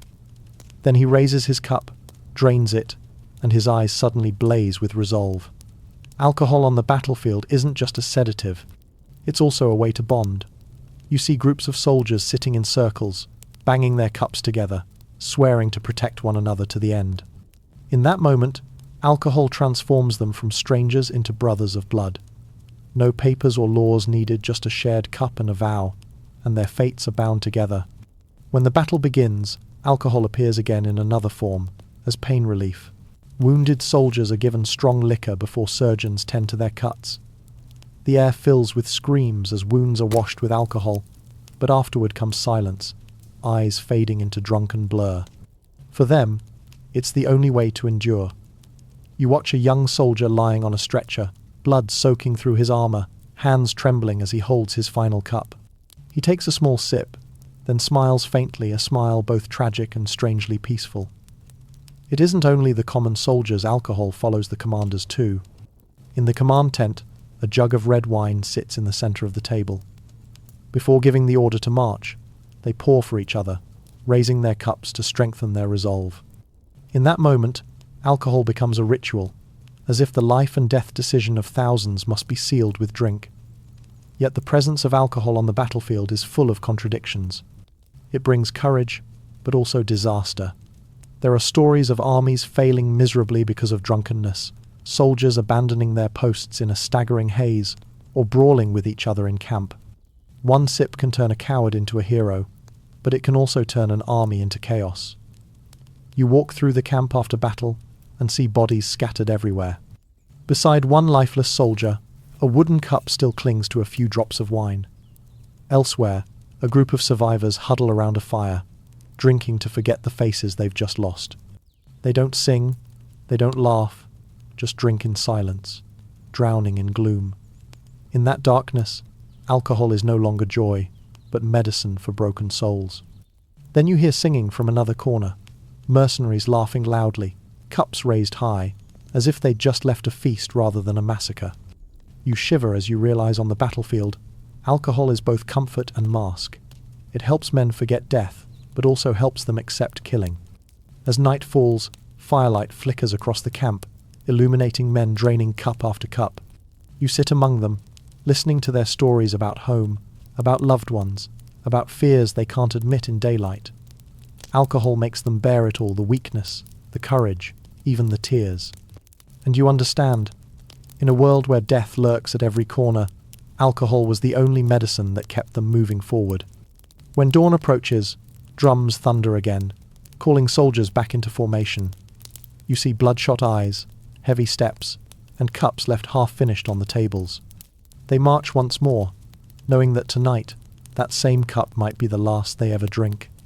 You return to the city, where strong stone walls shield the townsfolk, but the air inside is no less suffocating. The cries of merchants echo across the market. Bread, salt, meat, vegetables, and casks of ale and jars of wine laid out in rows. You quickly realize, alcohol wasn't just woven into daily life. It sat at the very heart of the medieval economy. In every tavern, every cup of ale, every jug of wine meant money. Tavern keepers lived off it, peasants traded ale for food, and merchants loaded carts with barrels of wine, hauling them across the land. There were entire trade routes devoted to transporting French wine into England, or German beer spreading to neighbouring regions. In many villages, ale was worth more than coins. It was easier to trade, easier to consume, and never went to waste. And because of that, the authorities couldn't ignore it. Alcohol taxes became a crucial source of revenue, sometimes the very backbone of the treasury. You hear townsfolk grumble in the marketplace. The officials raised the ale tax again. A cup now costs twice as much as last week. And it was true every time war broke out or the king needed money. Alcohol taxes shot up. People couldn't stop drinking, so they had no choice but to pay. That daily cup was both their lifeline and their chain. You duck into a tavern and see the tax list nailed to the wall. It spells out exactly how many coins were owed for a barrel of ale, for a jug of wine. The tavern keeper mutters, "I make no profit, everything goes into the officials' pockets." But he dares not resist, knowing guards could storm in at any moment, seize his barrels, or fine him heavily. Alcohol taxes even created a whole new trade, the ale taster. These were appointed men, often local officials who went tavern to tavern, sampling, measuring, recording. If the ale was too weak, the owner was fined for cheating. If someone sold ale without paying taxes, the punishment was far worse. Their tavern shut down, their goods confiscated. For common folk, that meant losing their livelihood entirely.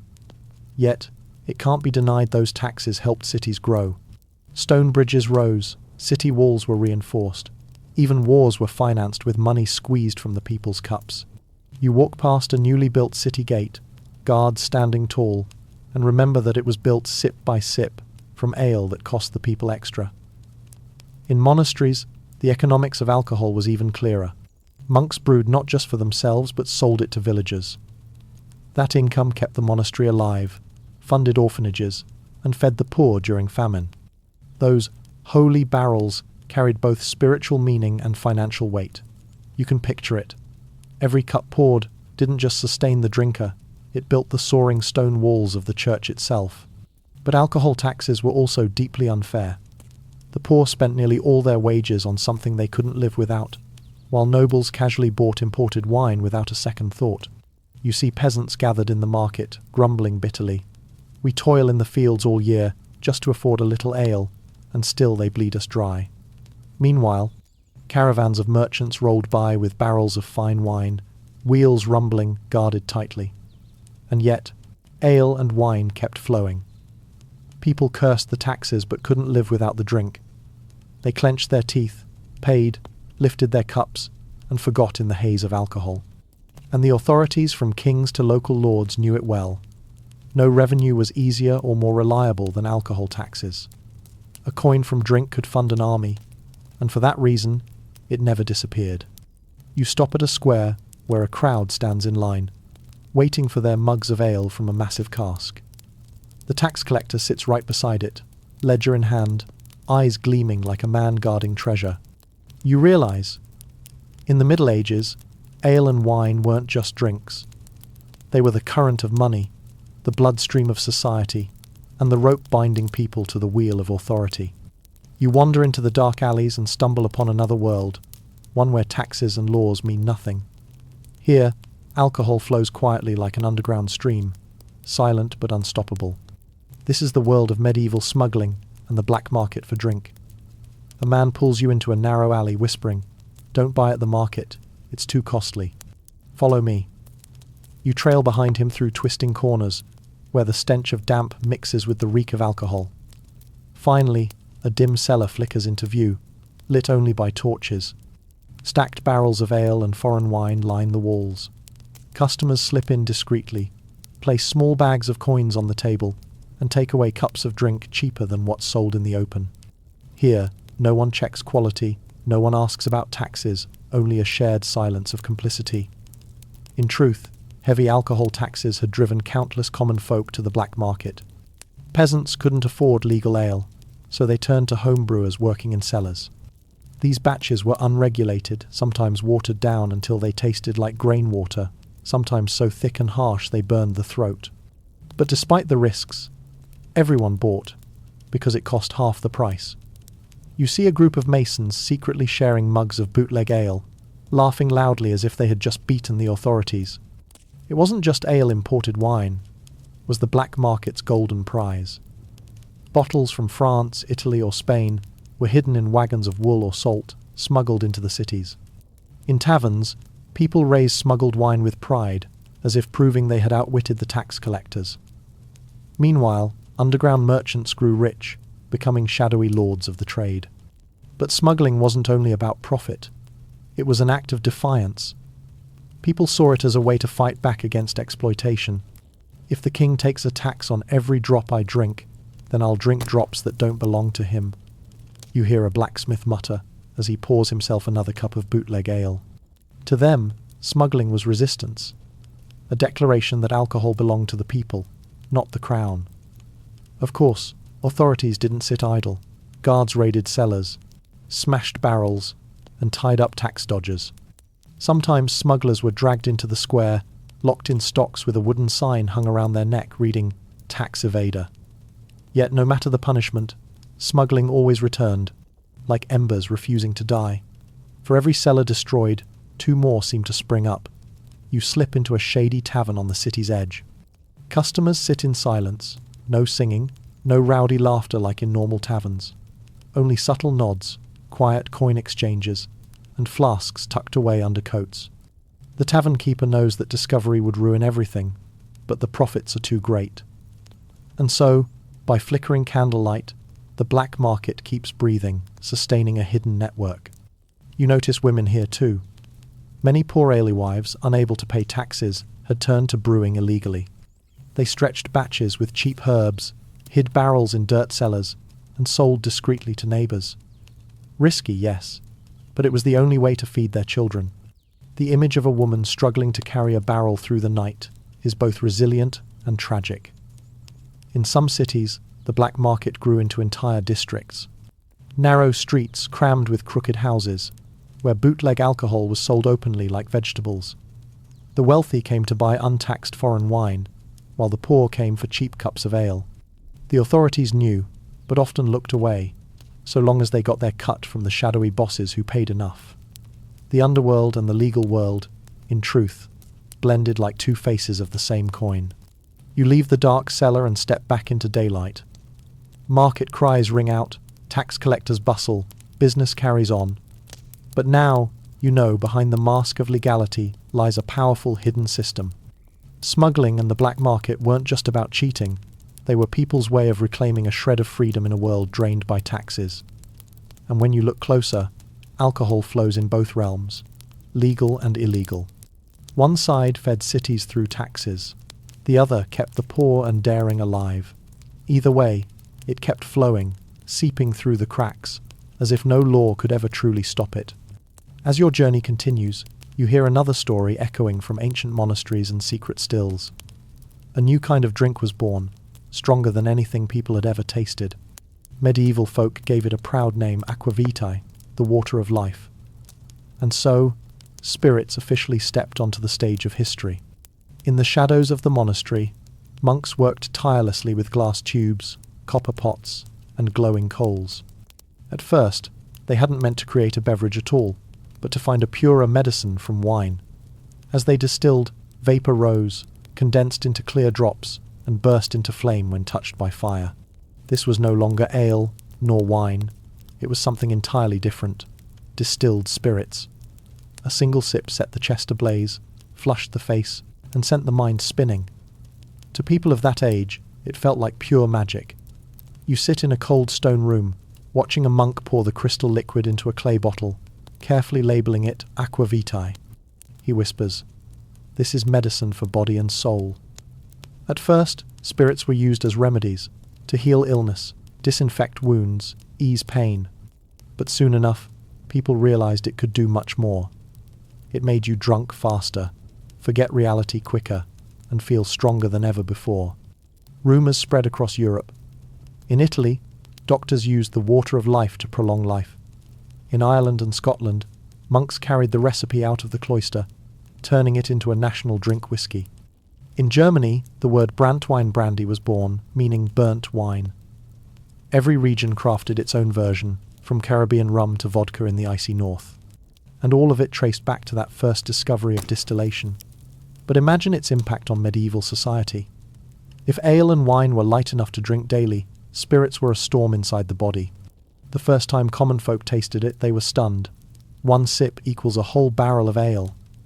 The drunkenness came fast and fierce, leaving them both terrified and entranced.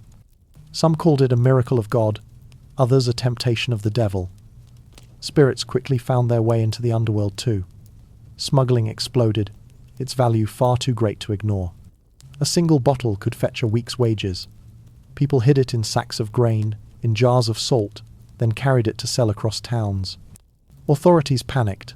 Taxing ale and wine was already hard enough.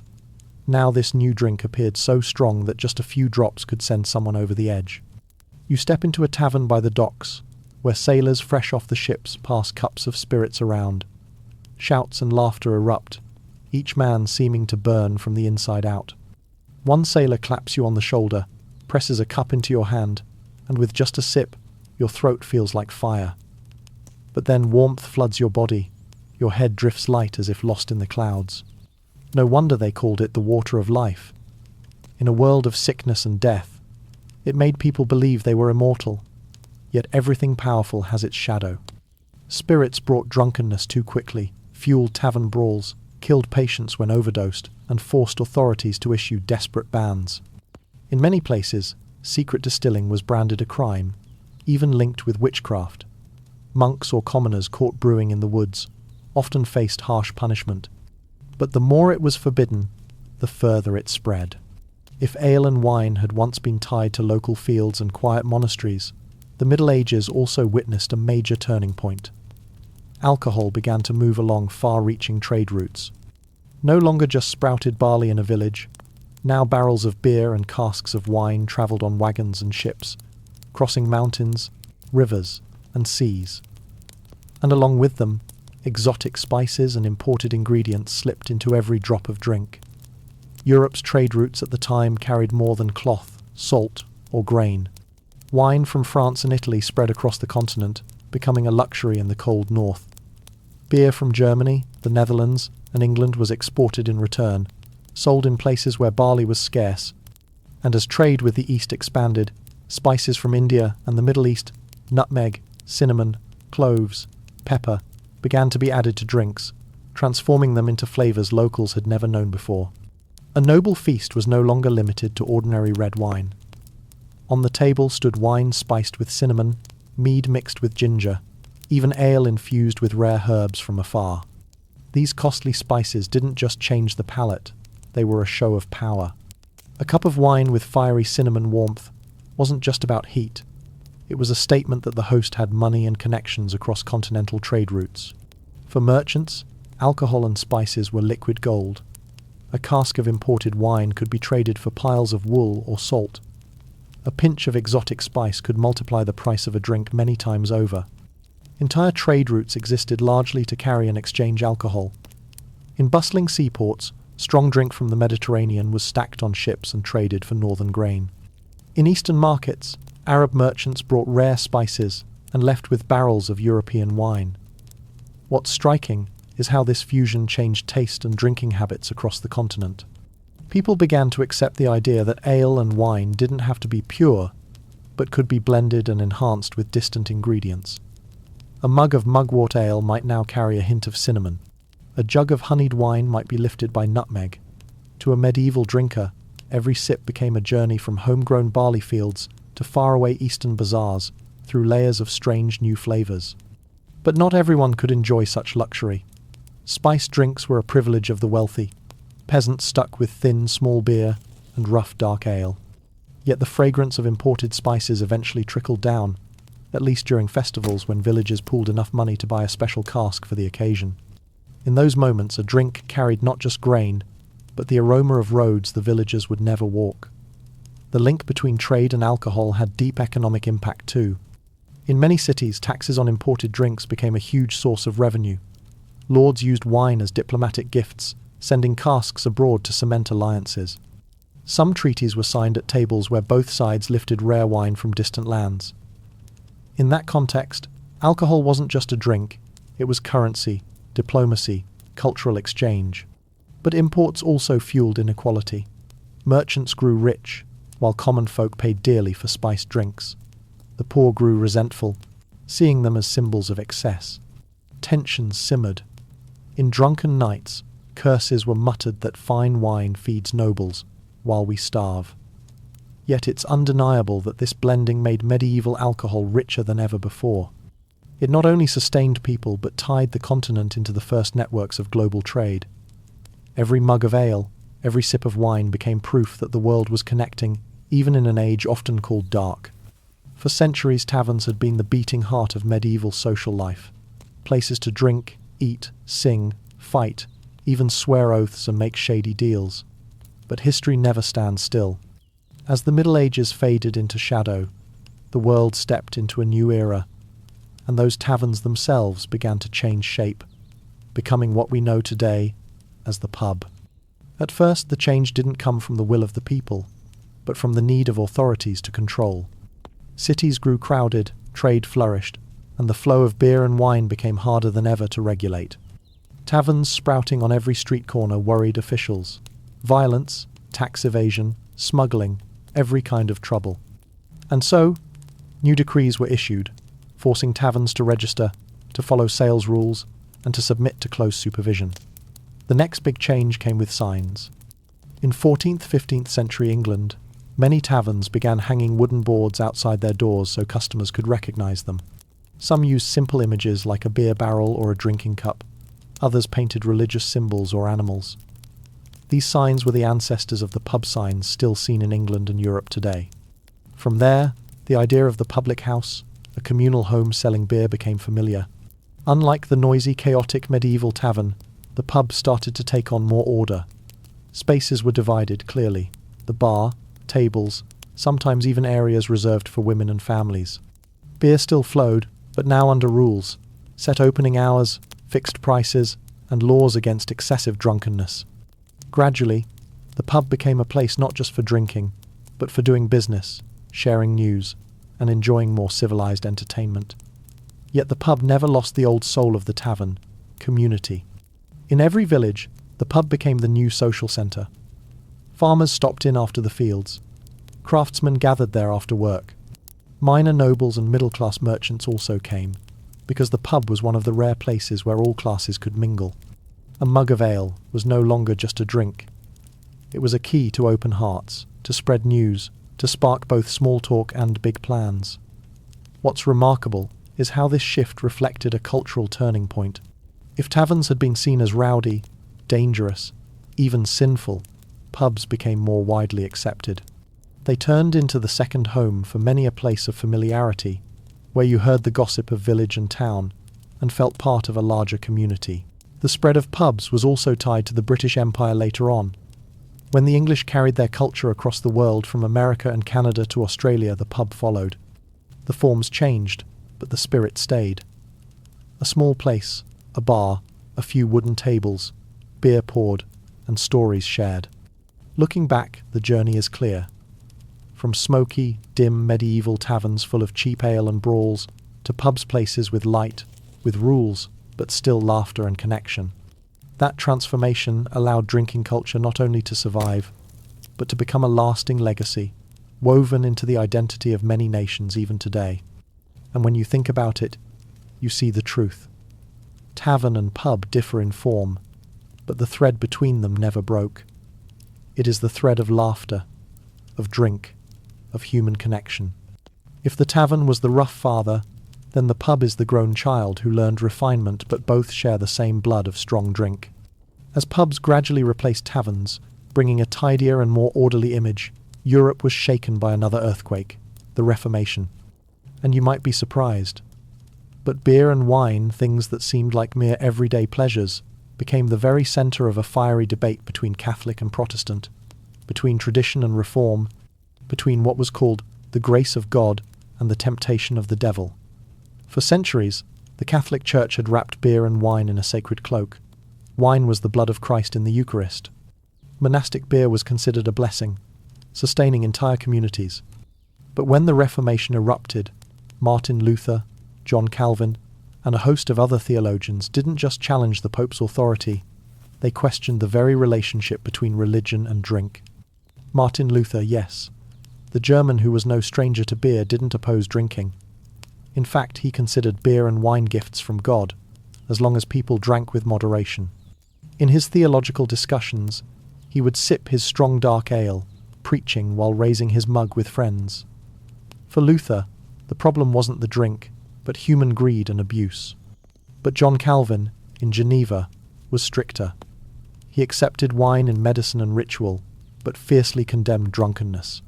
To Calvin, the drunkard didn't just harm his body, he insulted the divine order set by God. And so, under Calvin's influence, many Protestant communities tightened their drinking rules, banning drunkenness, even shutting down taverns considered dens of vice. The Reformation also shook the Church's economic foundation. For centuries, many monasteries grew rich from brewing and selling alcohol. But as reform spread, monasteries were dissolved, their lands and breweries seized. That shift pushed the alcohol trade into private hands, changing the balance of power. From the monks, the barrels passed to merchants and pub owners. In England, under Henry VIII, and later the Protestant wave, countless monasteries were torn down, and with them, countless ancient breweries vanished. People no longer drank the beer of God, but beer of the state or of private brewers.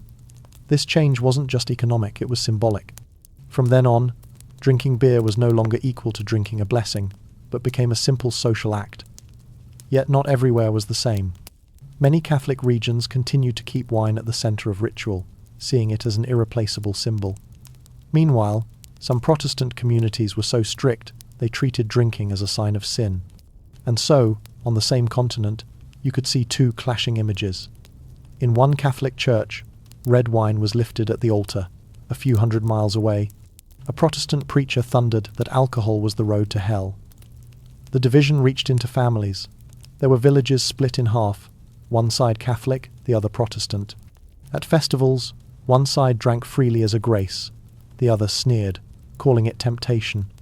Religious conflict wasn't just fought in churches, it spilled into every mug of beer on the table. Going further, the Reformation planted the seeds for temperance movements to come. The idea that one should drink less, drink moderately, or even not at all, began with Calvin's influence. Slowly, it would grow into powerful anti-alcohol movements in the 18th and 19th centuries. In that sense, the Reformation sowed the seeds for a long war against intoxication. And yet, you can't deny that alcohol endured. Whether Catholic or Protestant, whether Luther or Calvin, people still raised their cups, still sought drink to forget weariness and to find connection.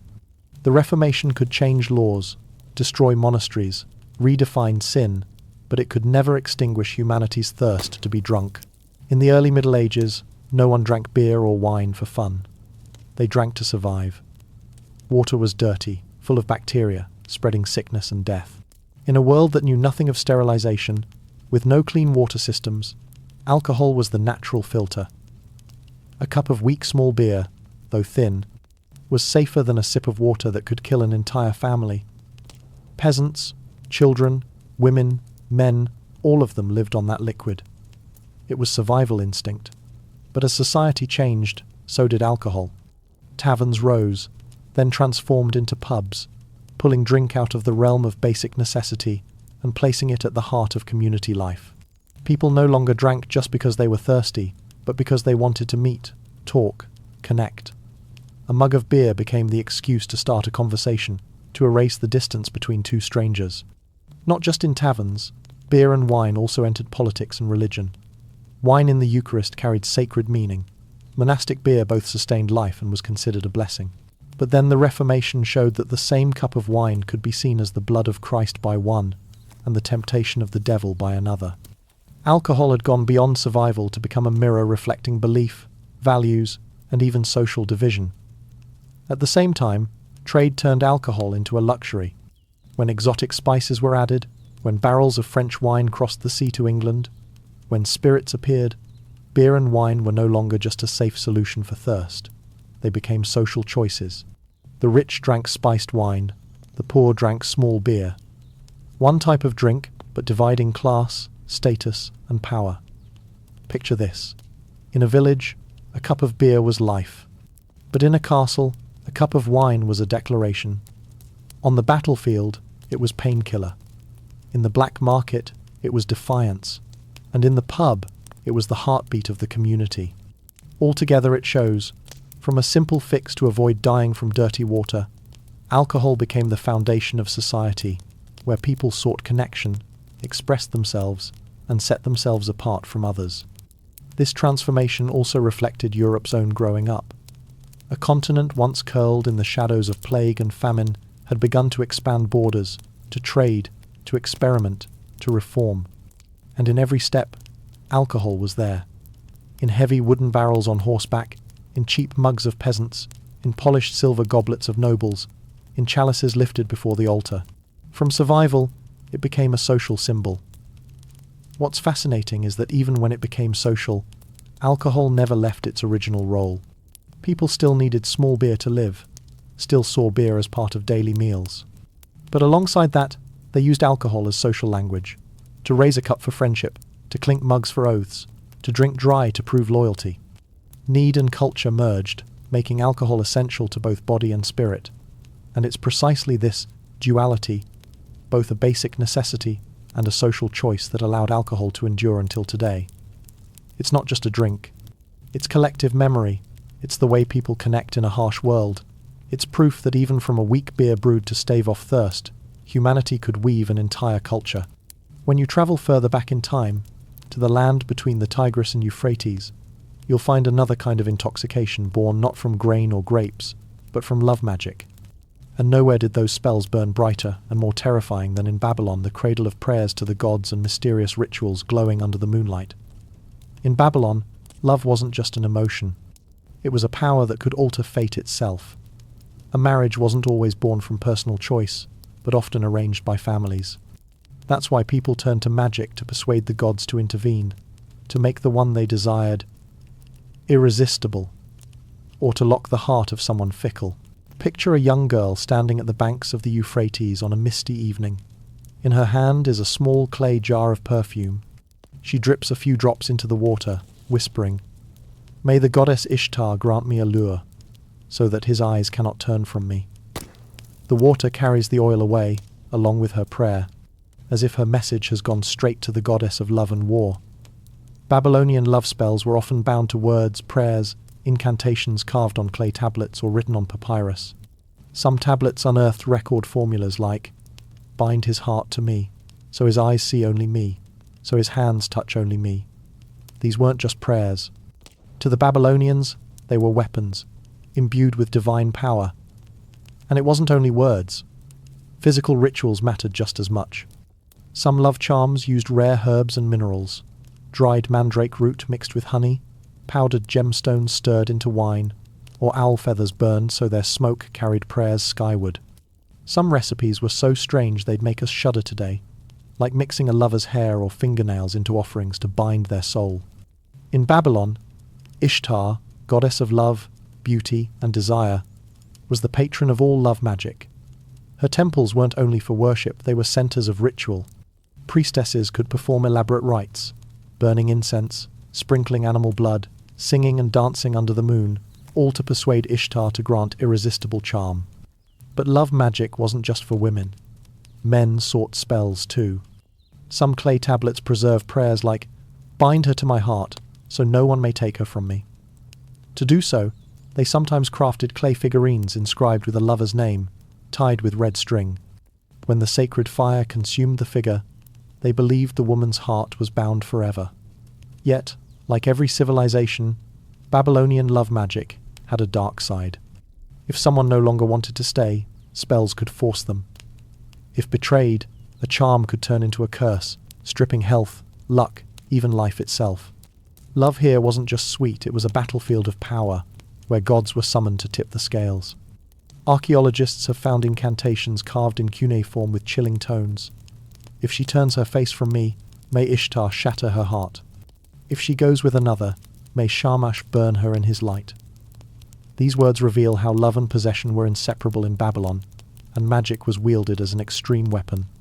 What's striking is that these love spells show the ancients were anxious, yearning, and fearful of losing love just like us today.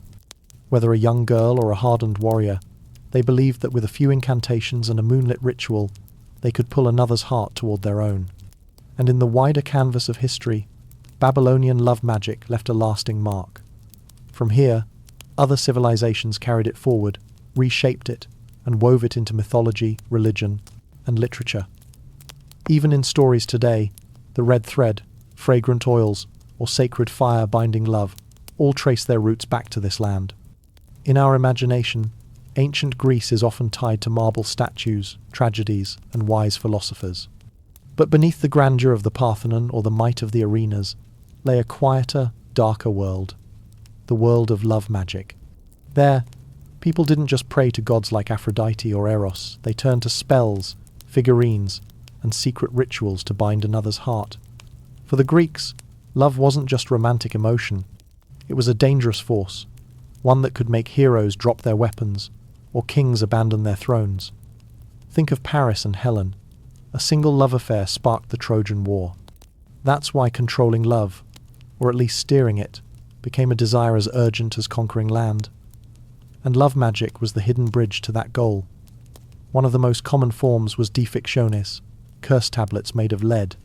People carved dense lines of text, begging the gods to break their target's will, making them think of nothing but the writer.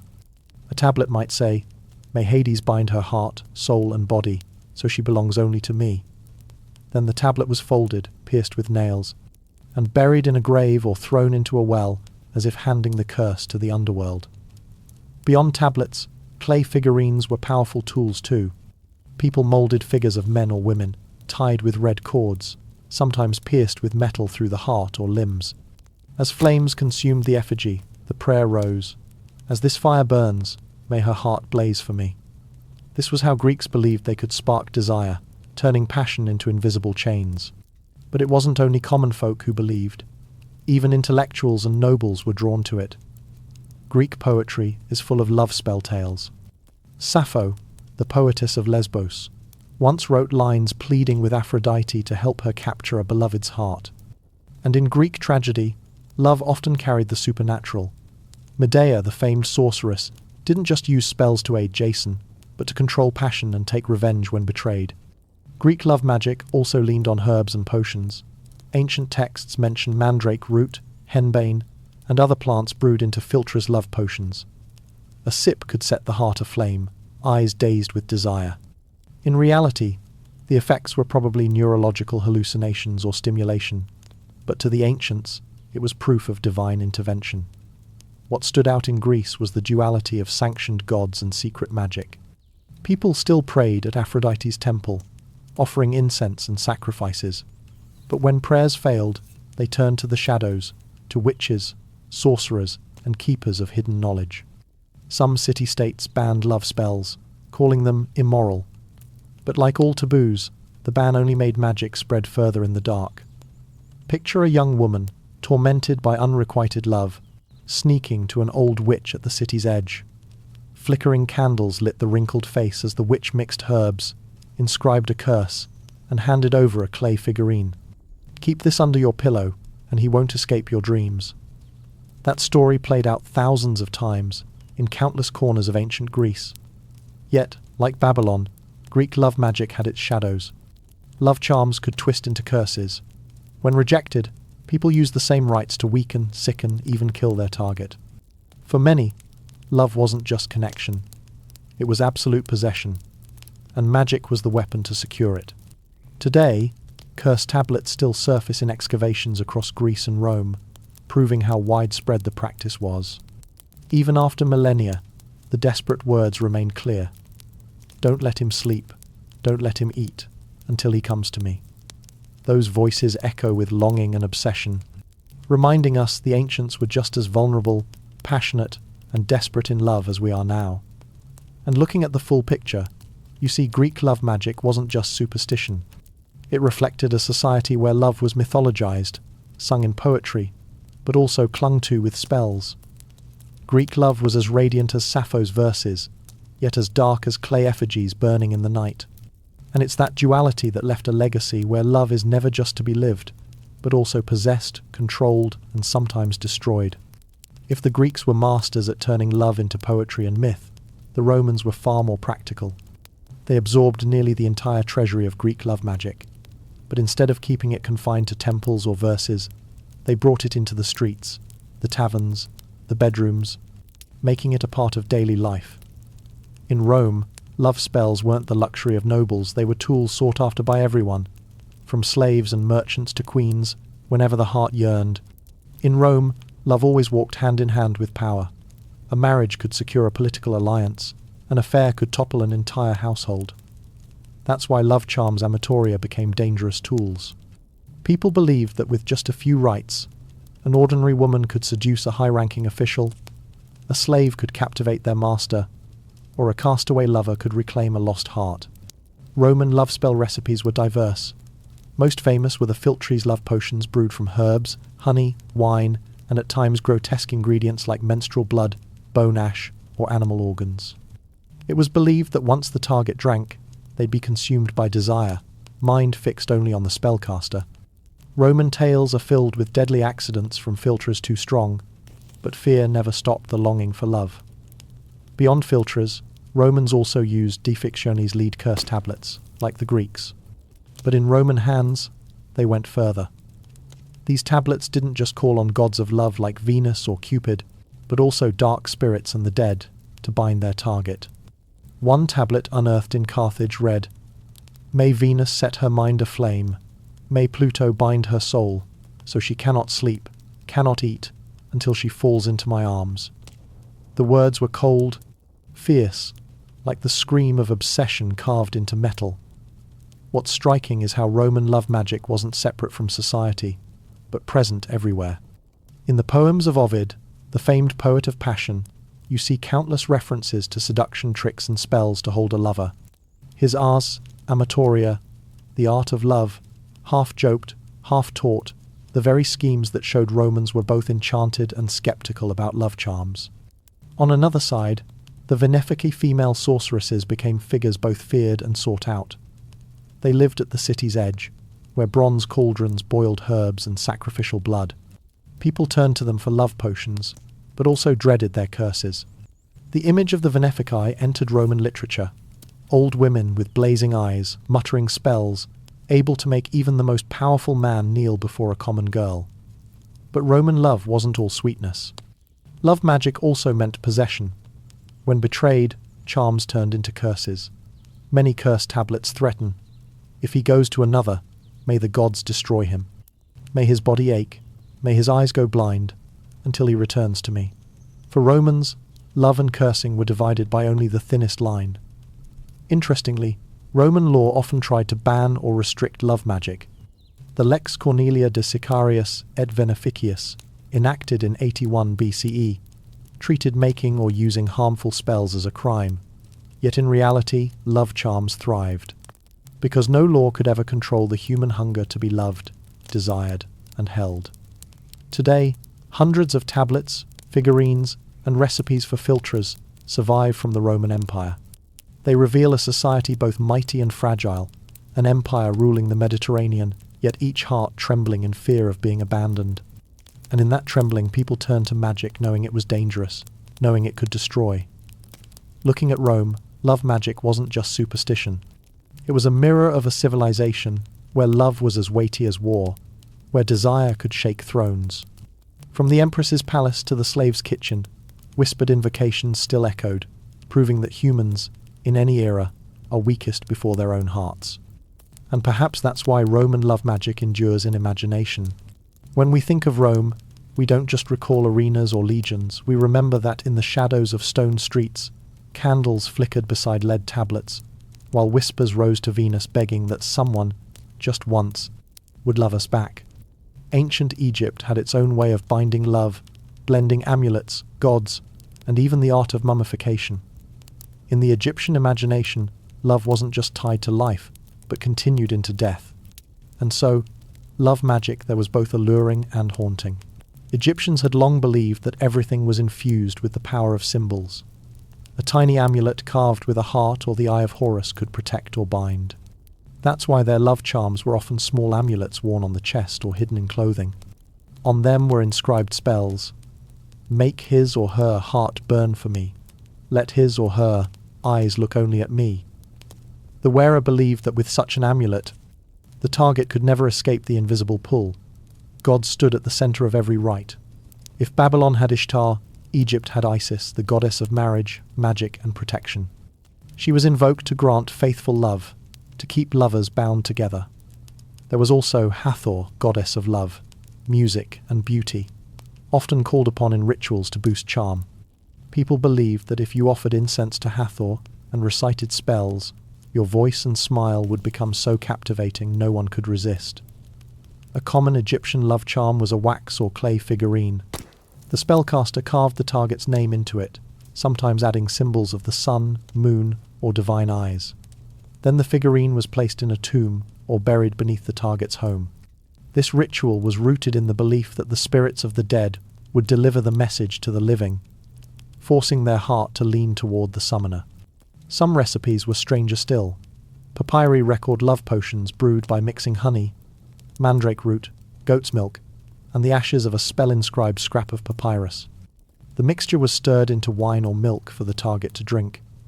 Egyptians believed that after drinking, the mind would be bound, thinking only of the giver. Today, we know many of those ingredients had stimulant or hallucinogenic effects, but to the ancients, it was proof that the gods were at work. What's unique about Egyptian love magic is how it tied not only to life, but also to death and the afterlife. They believed love didn't end with death, but could extend into eternity. Some curses were carved on coffins reading, "If she betrays me, may my soul torment her forever." Mummies have even been found with love amulets tucked into their wrappings, as if the dead wished to carry love or possession into the next world. Not all love magic was gentle. Some papyri preserved terrifying curses, much like in Babylon or Rome. For example, "If he turns from me, may Set strip him of strength. If he looks at another, may his eyes go blind." For Egyptians, love was both sacred and dangerous. It could nourish the soul, but also become a deadly chain. Yet in Egyptian art and poetry, love was often celebrated. Love poems on papyrus describe longing, desire, and joy in being together. In them, you see a mix of true feeling and magic. A line might say, "I wear an amulet so his heart does not stray. I offer to Hathor so my smile shines in his eyes." Magic wasn't distant, it was woven into love itself. Today, when we read those ancient texts or look at tiny amulets and clay figurines, we can't help but feel a sense of closeness. Thousands of years may have passed, but the fear of being forgotten, the hunger to be loved, and the belief that some higher power could change another's heart remain the same. That's why Egyptian love magic isn't just a story of the past. It shows us something timeless. Even in one of the greatest civilizations, where pyramids touched the sky and the Nile sustained millions, the human heart was still as fragile as ever. And in that fragility, they turned to gods, charms, and spells to hold on to love, to avoid loneliness, to believe that feeling could outlast even death. Love, once it turns into obsession, can drive people to methods far beyond reason. In the ancient civilizations of Babylon, Egypt, Greece, and Rome, love spells were never just prayers. They had to be activated, with strange ingredients, things believed to bridge the world of humans and the divine. Herbs were the most common layer, but hardly simple. Mandrake was the most famous of all. Its roots resembled the human body, and the ancients believed it contained a soul. They thought it screamed fatally when uprooted, so it had to be pulled by a dog rather than touched by hand. With its eerie shape and assigned powers, mandrake became central to many love charms. Dried root ground into powder, mixed with honey, or burned into smoke during rituals. Beyond mandrake, there was henbane and belladonna plants with strong toxicity. They could cause hallucinations, make the drinker dizzy, eyes glassy, heartbeat racing, falling into a trance. To the ancients, that was the sign of love. A love potion laced with henbane might make the target's heart race when looking at the giver, and so the spell was considered successful. But herbs were just the beginning. Bodily fluids, blood, tears, even menstrual blood were considered the most powerful ingredients in love magic. Many Egyptian and Roman texts record recipes of menstrual blood mixed into wine, given to a man so he could never escape desire. In ancient belief, blood was tied to the soul and reproductive power, making it the ultimate binding agent. Then there were elements of death. Greeks and Romans didn't hesitate to use ashes of bones, fragments of skulls, or soil taken from graves. They believed such items carried underworld energy, and when used in love magic, made the victim unable to resist because the dead would watch and compel them. Some records even mention wax from funeral candles shaped into love dolls, binding the obsession of death to the heart of the living. Animals also entered the recipe list. Owl feathers, creatures of night and mystery, were burned to send messages to the gods. Snake bones or skins were wrapped around charms to symbolize binding power. Some formulas even included fish gall, donkey hooves, or butterfly ashes. To us today, it sounds like superstition, but to the ancients, each creature carried symbolism. Owls were mystery, snakes were power, butterflies were souls. Especially chilling were charms that demanded a piece of the person's hair or fingernails. The spellcaster believed that by weaving them into the ritual, the target's soul would be bound to the charm. It echoes later voodoo dolls, tiny objects holding control over entire lives. It wasn't just the ingredients, but how they were used, that was strange. Some recipes required the caster to drink the gruesome mix themselves, to merge their soul with their lover's.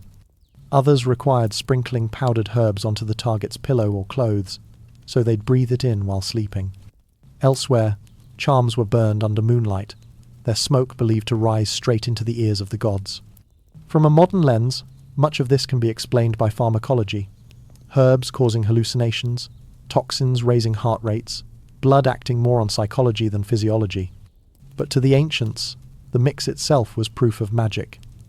A small change in feeling a strange glance, a faster heartbeat, was enough to believe the gods had answered.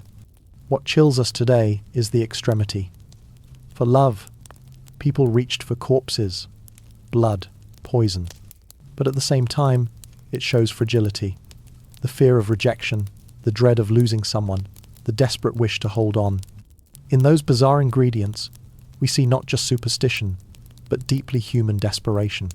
Today, reading Egyptian papyri, Roman lead tablets, or Greek recipes, we can't help but feel both awe and sympathy. They may have been wrong to think mandrake or ashes could make someone fall in love, but behind every gruesome formula lay something simple: the yearning to be loved and to keep love from slipping away. Love magic has always been a double-edged sword. It was both the fragile hope of lonely hearts and the darkness that spread fear and suffering. And it's exactly that contradiction that left behind a complex legacy, one that still haunts humanity to this day. The first and most obvious consequence was personal pain. Many drank the wrong love potion laced with poison and died in hallucinations. Some victims weren't bound by real affection, but by the invisible chains of spells they lived without freedom, like puppets in someone else's hands.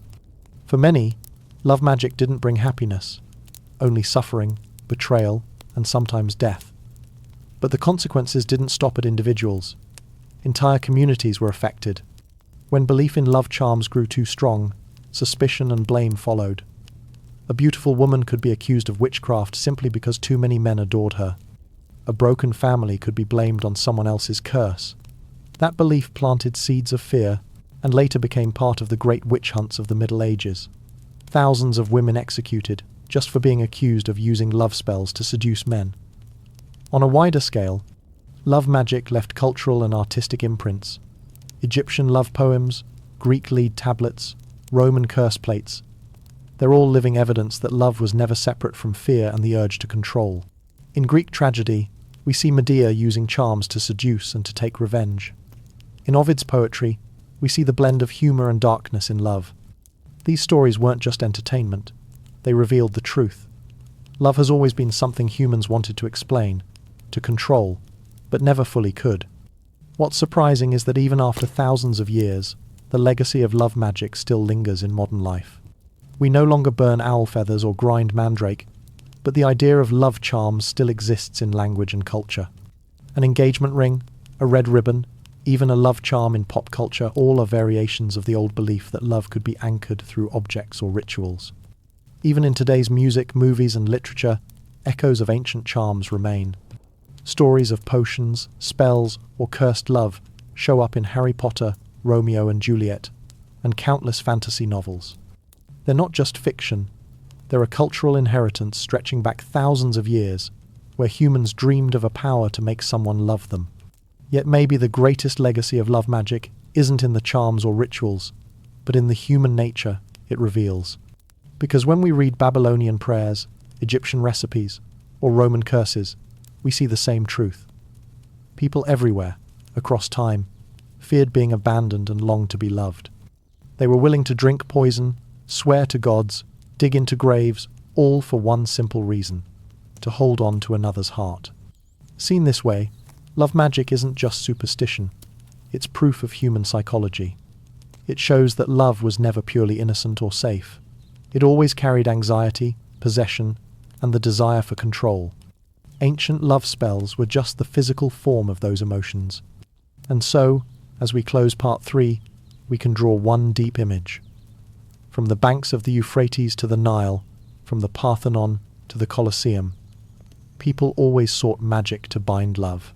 They failed, they suffered, but they also left us a priceless treasure, not just spells and rituals, but the truth that love has always been humanity's greatest and most fragile force. Today, when someone offers a ring, ties a red ribbon, or writes words drenched in emotion, aren't they doing the same thing? Still a kind of love spell, only wrapped in trust, promises, and shared memories instead of gods and incantations.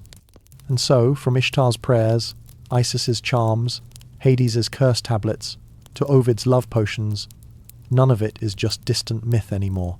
They've become a mirror reflecting the immortal desire, to be loved and to keep love. If you lived in ancient times, would you dare to believe in that power to hold on to a heart? Or would you choose to let love come and go freely? Share your thoughts in the comments below. I always love reading everyone's perspective, because it makes the story feel more alive and multidimensional. Wherever you are in the world, I hope you always have plenty of inspiration, joy, and most importantly, a love that's truly your own.